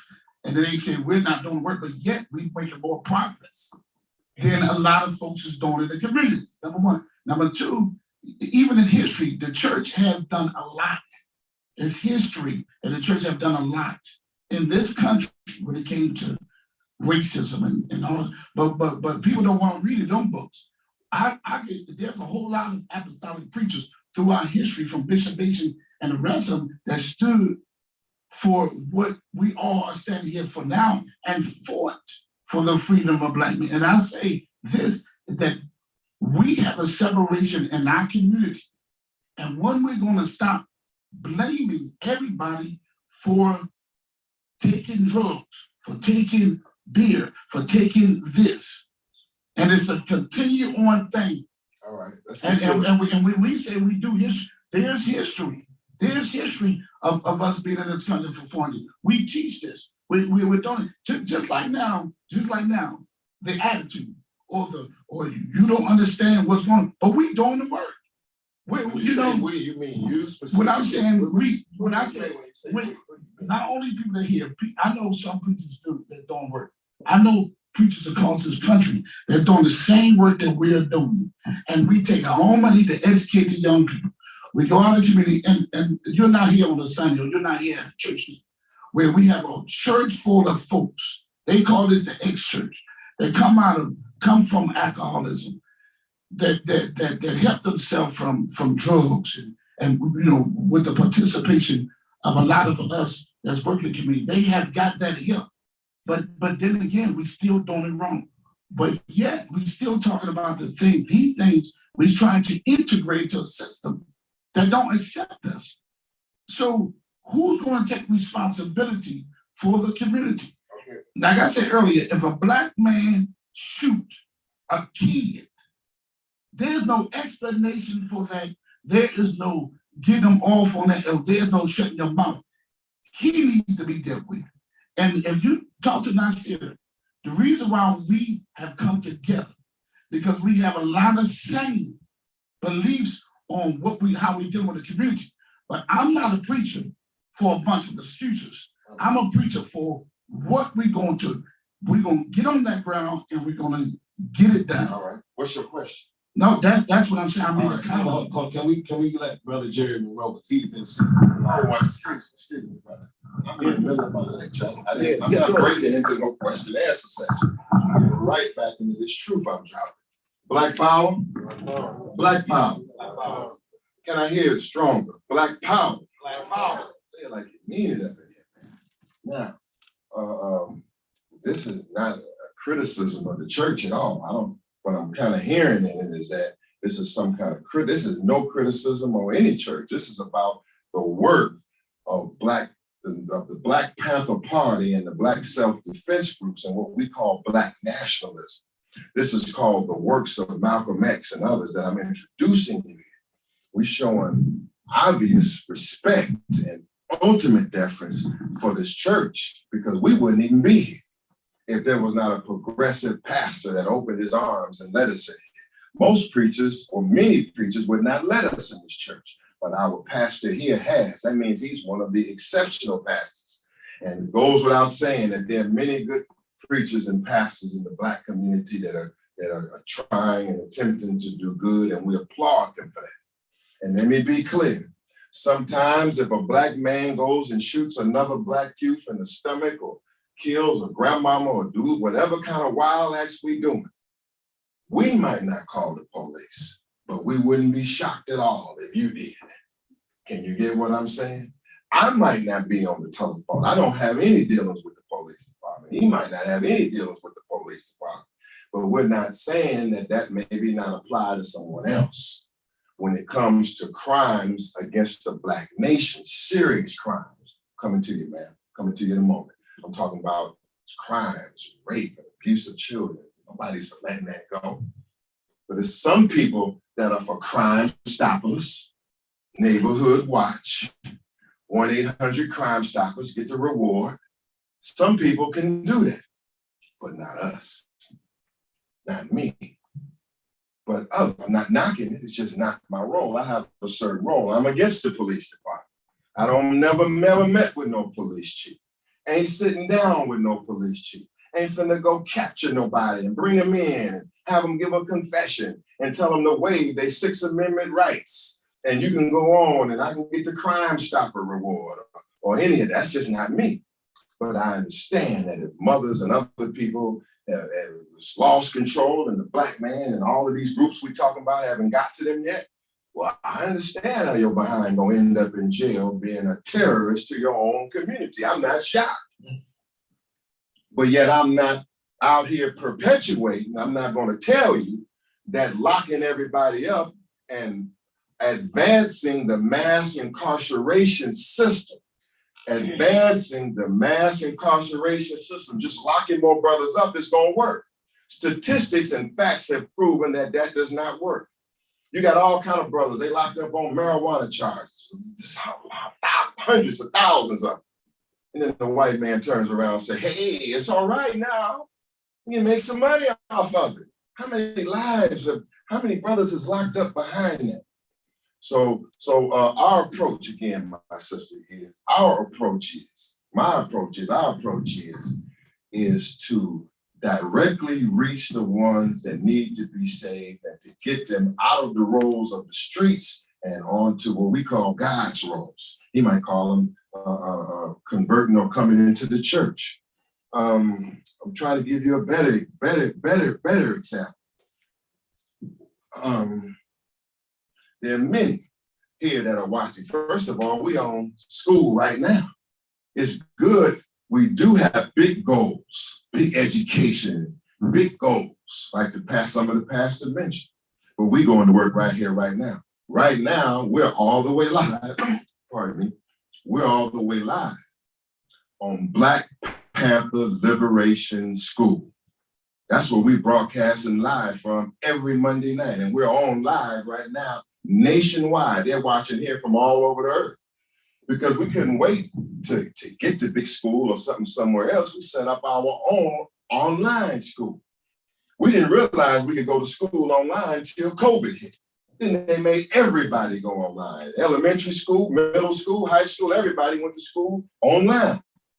Well, right now we on Black Panther Liberation School online. We've had economics class tonight. It's every Monday night, 6 o'clock. 7 o'clock, political education class. 8 o'clock, news current event class, and we all the way live. And this session at 9 o'clock is called Manhood Training. What a place to be for manhood training. So every Monday we in school, Pastor. We believe in building institutions. That's what I was getting at. After mobilization and marches comes organization. So right now there are many Black men that's in class. Some of them are teeter-tottering on which way they're gonna go. We have men that are in the new Black Panther Party. Some of them have been have went to prison for some bad things. And if it wasn't for being up in here, they would be going back to prison for some bad things. We have many that have come and become soldiers with us that would have went to jail and would have went to prison, but they haven't. And we do this work all over the country. That may be one difference between us and necessarily a local or a state church that's not connected. I have traveled in this year alone to 26 cities. I have traveled in some years up to 48 or 50 cities. Sometimes it's thousands, sometimes it's dozens. It makes no difference to me. Like a Jehovah's Witness, as my teacher was. And I talk about him in my book, like a Jehovah's Witness and a believer. We out here going to each man, like you might be that one. I don't know if you're a member of this church or not, but hypothetically, let's just say you're not, you're a visitor. What I'm saying to you, brother, I got something that's rotating in your mind right now. I can look in your mind and see that I'm saying something to you as a Black man that has got your mind rotating and coming closer to me. We do this all over the country, man, and we employ Black men. We don't even allow brothers to even be with us unless they employed or seeking employment. We don't allow any Black man to come up and come amongst us and just be a bum. Just be a derelict. You must be employed. You must attend school. We have our newspaper, a national newspaper. We have the fastest growing newspaper in the country. Their brothers were supposed to bring it here from Iowa, but they didn't make it. I wish we had it. I'm gonna make sure that we mail it, pardon me. Make sure that we mail it back here. because that newspaper, that Black Panther newspaper is full of education, full of knowledge. Now, everybody says they're teaching, but they're not teaching the same thing. Jesus in the scripture called Yeshua. Jesus in the scriptures says, you shall know the truth, and the truth shall set you free. There's a lot of truths out there. But what is that truth? What is that truth that take Malcolm Little, a abuser of Black women, a dope seller, that takes him from that to make him one of the greatest Black men of all time, one that you still hearing about and admiring today and watching today? What is that truth? Because that's the truth that we operating off on today. That truth. And that truth sometimes is an uncomfortable truth. It's a hard truth. It's a truth that exposes our enemies and exposes what our enemies have done to us and plan to do with us. We can't get up here. I can't get up here to you and say, well, it's not the white man, it's us. It's always the white man. The white man set us against each other from the very beginning. It's the white man that on that radio that allows you on the radio shows and on these radio stations that pushes a certain kind of rap music when we know many rappers. One is Nasi, who was rocking his stuff coming over here. I mean, he's rocking on that mic. Why won't you never ever hear him on the top of the Spotify charts? Why can't we hear him on the top of the FM radio? Because it's a conspiracy and a plan to feed you music that will be killing yourself. What are we doing? What are we doing? We right now at war with the radio stations. This Saturday in Dallas, Texas will be the first time an armed demonstration moves on a Black radio station in the Black community, K104 in Dallas, spearheaded by the Huey P. Newton Gun Club and General Babu Omawale. They're tired of just hearing hip hop one way.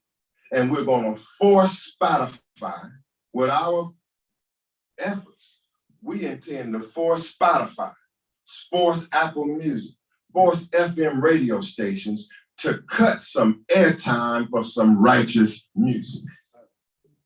Or else it's finna be all out on between us and the radio stations because they got more influence over y'all than we do. And they pumping it every day, all that. Every time we get out here saying, stop the violence, we got to turn on the radio and somebody's talking about killing another brother right on the radio, destroying what we just got through doing. Now we know that some of this is reality. Some of it is reality. That's why you should let some of it go. Right, we're not squares or nothing. I mean, we listen to all of that. I can name all these rappers. All of that y'all listening to, we listen to it all the way back from the Chronic and Snoop Dogg to Tupac. Give me some of the new ones. What's the Young Dolph? They just killed him. Give me some more. Man, look, we ain't squares. Look, can I get you, can I take it back? But we ain't no squares. We ain't no squares. We ain't no nerds. We ain't no nerds. We know how life is out there. All right. Okay. We know how life is out there. Yes, ma'am. And we open it up now. Thank you for finally opening it up. We've been listening, and we do appreciate your, like Pastor Melodious words, man of many words. But we were invited to the forum to hear what all panel people wanted to say. I know. Praise the Lord. But we do appreciate you coming and bringing your lecture and your part of what we were introduced. We sat in many meetings with Brother Nasir and heard the 10-point program and heard most of the ideas. But the reason for the forum, from what we were introduced, was that we would get to hear what all parties, part of the forum, wanted to say. And I know that there's some questions, and some of us are eager to hear what all parties want to bring to the community, how we want to bring change to the Black community. I am raising 4 or 5 boys, and then I have a whole church full of men that I want to see them embark and change in their community. And like Pastor was saying, that We are out here on the rallies, out here feeding, out here teaching, out here schooling the Black men and women. I'm a part of a group called Ujima Initiative, and we're out teaching women how to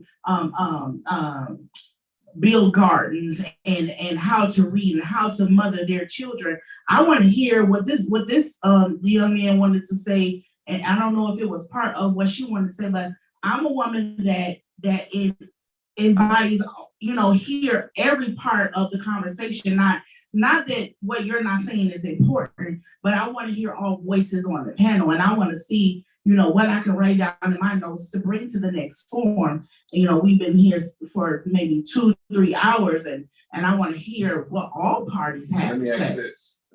According to my understanding, that before I arrived, everyone had spoke. Was that correct? They just got to introduce themselves.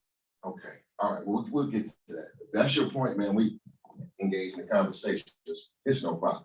Because I hear what you're saying about how we can you answer her question, and I wanted to hear what Apostle had to say, what Nasir had to say, and what Brother had to say, and I want to hear what they have to say so that I can write it down so I can, Okay, I just understood, but I am the keynote speaker. I mean, that's fine. I have no problem with it, but I am invited here as the keynote, as these brothers live here and heard from all the time. But there's no problem. It's no problem. It's no problem. It's no problem. So what I'll do is I'll just bring it to a close so we can open up. Let me tell you this: when I go anywhere I go on the planet, when I start dropping, it's always some stuff. Got some enthusiasm. It's always some stuff. I mean, and I'm only using the light puffy gloves. If you knew my teacher, Khalid Muhammad, he used the 8-ounce gloves that really hurt hard when they hit. I'm using big 16-ounce puffy gloves, and I'm just jabbing. I ain't doing nothing but jabbing up here. I ain't throwing left hooks and all of that. I'm just jabbing to wake you up. But it's all good. It's all good. But to conclude, so everybody can have their opinion and everybody can be heard, and so I can sit my behind down. Seems like the undercurrent messages, brother, that's enough. I'll just leave it like that till you ask me a question or something that would help me to do it. But I'm a revolutionary. Let me just leave it. I'm an attorney and I'm giving it all I got. I am defiant against this system. I'm looking for Black men that are equally as defiant against this system. I don't mean no harm to you at all. I want you to have a better life, but I ain't playing it safe. I ain't playing it safe at all. You can Google me or look me up on the internet. My name is Malik Zulu Shabazz. I'm a lifetime freedom fighter. I'm an attorney of freedom fighter. I'm an organizer of Black men. And I believe that the work that I'm doing today in the new Black Panther Party and in the Black Power movement is that key work that will help get us out this condition. And I would love for y'all to know more about it. Black Power, I'll return it back to you. Hey, let's not have that, baby.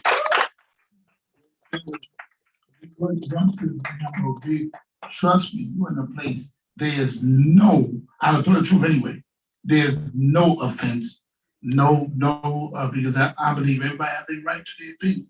Everybody has their right to their teaching. And with me, it's just basically getting that we all be able to deal with a problem that affects all of us. So there's no heavy tension on either which end.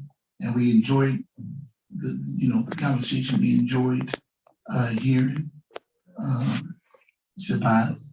We enjoyed it. I mean, and we're not here to disagree that there is racism, that we have a history of it, and over 470 years. But however, we do have different viewpoints on certain things, and what we doing is working for us. But I'll turn it over to you. I think what you said to me, what I interpreted was, we know the problem, but what's the solution? 540. That's how many kids I got to decommit from street gangs in the last 5 years. I got them to walk away, put the guns down, and it's simple. They have a different way of doing things. Like a couple of these young men, they might, any of you guys ever sag your pants? Yeah, well, they used to, you probably stopped it. But how many of y'all in here have told a kid to pull his pants up? Raise your hand up real high. Now you notice I didn't raise my hand up. Because if I help him lift his mind up, his pants gonna fall. A lot of the stuff that's going on with the black on black crime stems from the root of money. It's about money a lot of days. They get into it over the dice game. I'm gonna talk real to you. They getting into it over the dice games. They getting into it over these girls. They getting into it over the dope money. Well, I tell you what, we teach a lot of things. I learned a lot from Brother Shabazz, because I'm a Panther too.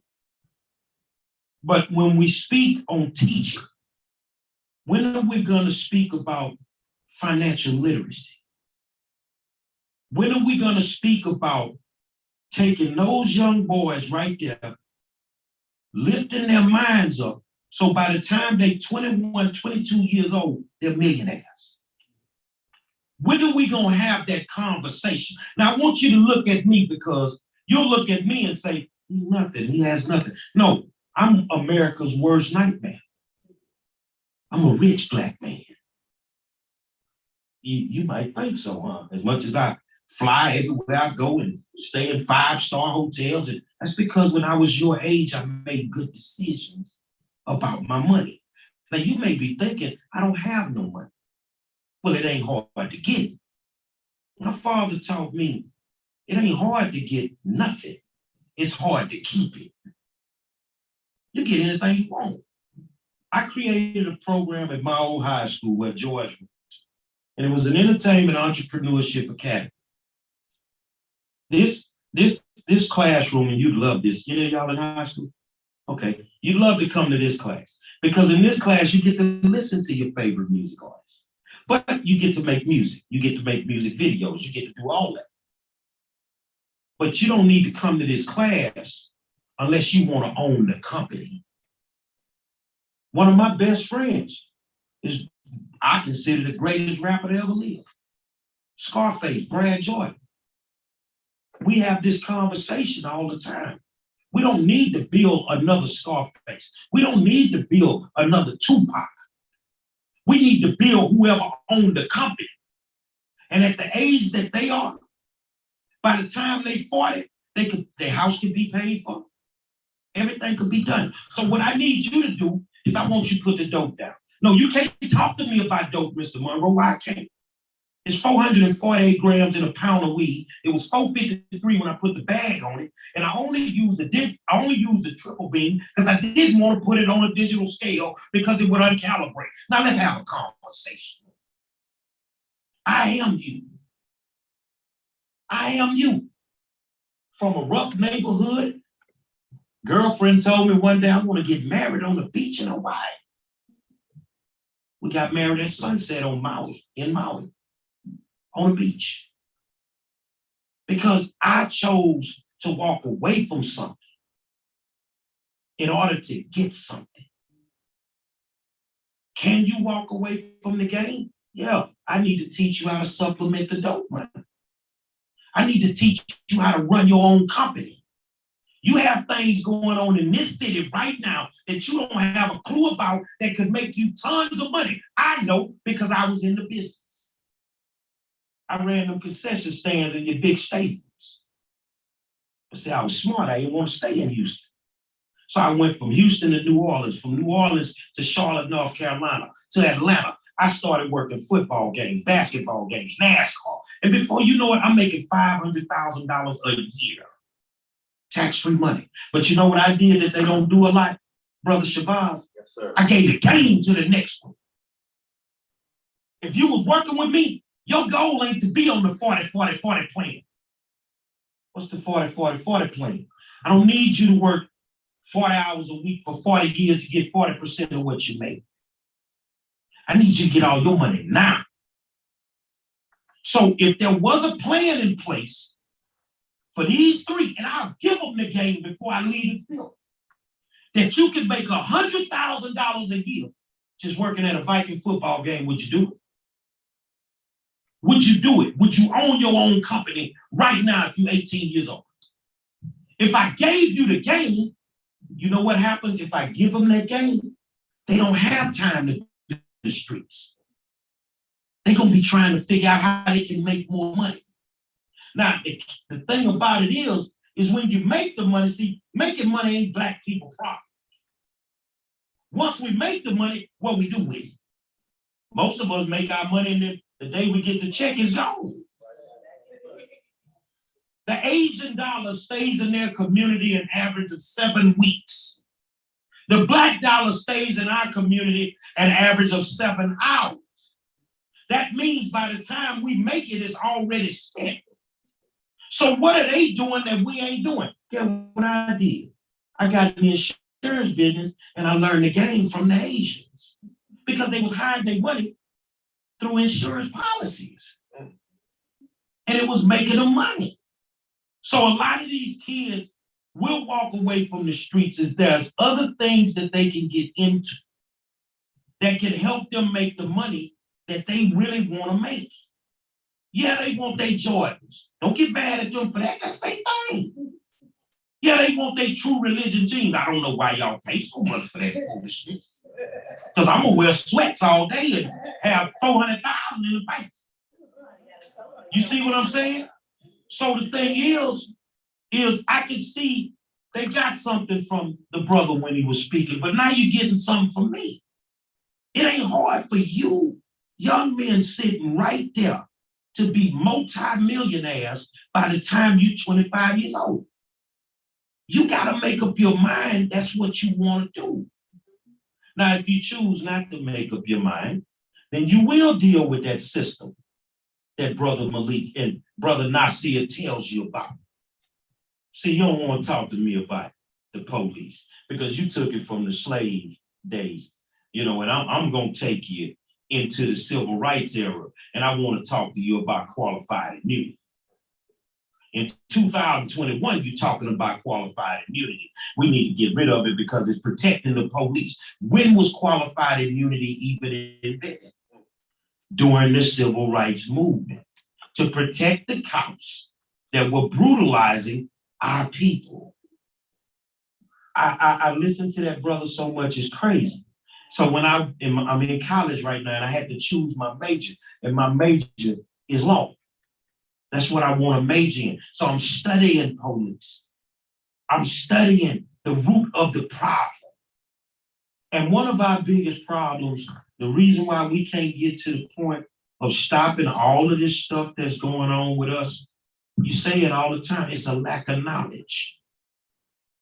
Dr. Muhammad in Houston teaches us that it's far more of us than it is of them. And Brother Malik just said it. It's more of us than it is of them. We're just not organized. We got to organize. We don't have a choice. So if you organize, then you'll understand that your oppressors sit in your school systems. Your oppressors sit on the judicial benches.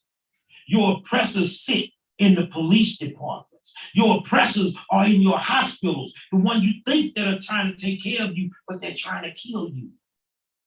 You have to arm yourself with the most valuable tool that the higher power gave us. The only weapon capable of transforming us is education.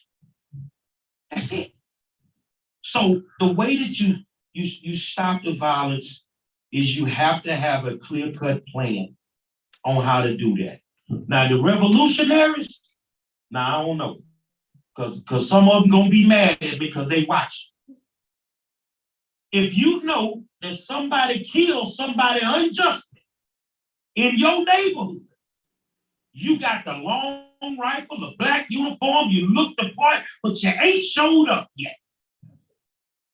When you gonna walk into your neighborhood and say, this ain't finna go on no more, homie? You say you're an OG. On the back of my jacket, that's what it say. Go to Houston and ask them about it. Because if it happens in my community, I'll come and see you with a clear understanding. Either we can cut this out or we can come back and we can handle it, and then we'll turn you over to them people. But you ain't finna keep doing this. You ain't gonna kill these kids. You ain't gonna kill these women. You ain't finna kill nobody unjustly.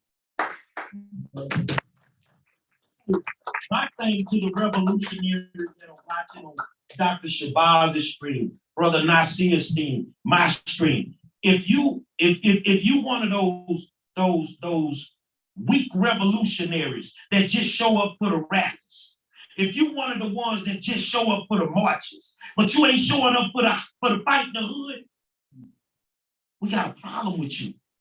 So when you start checking folk, start checking the vanguards.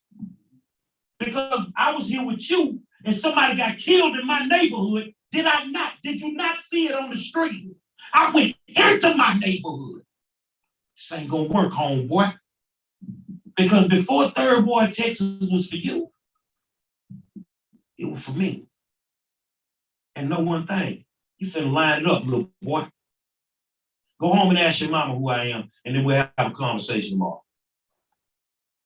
Worst street gang in Houston, Pastor, is the 103s. They had did so much in our community that it was crazy. It was crazy. And then one day, ma'am, I walked into the CUNY home where George Floyd grew up.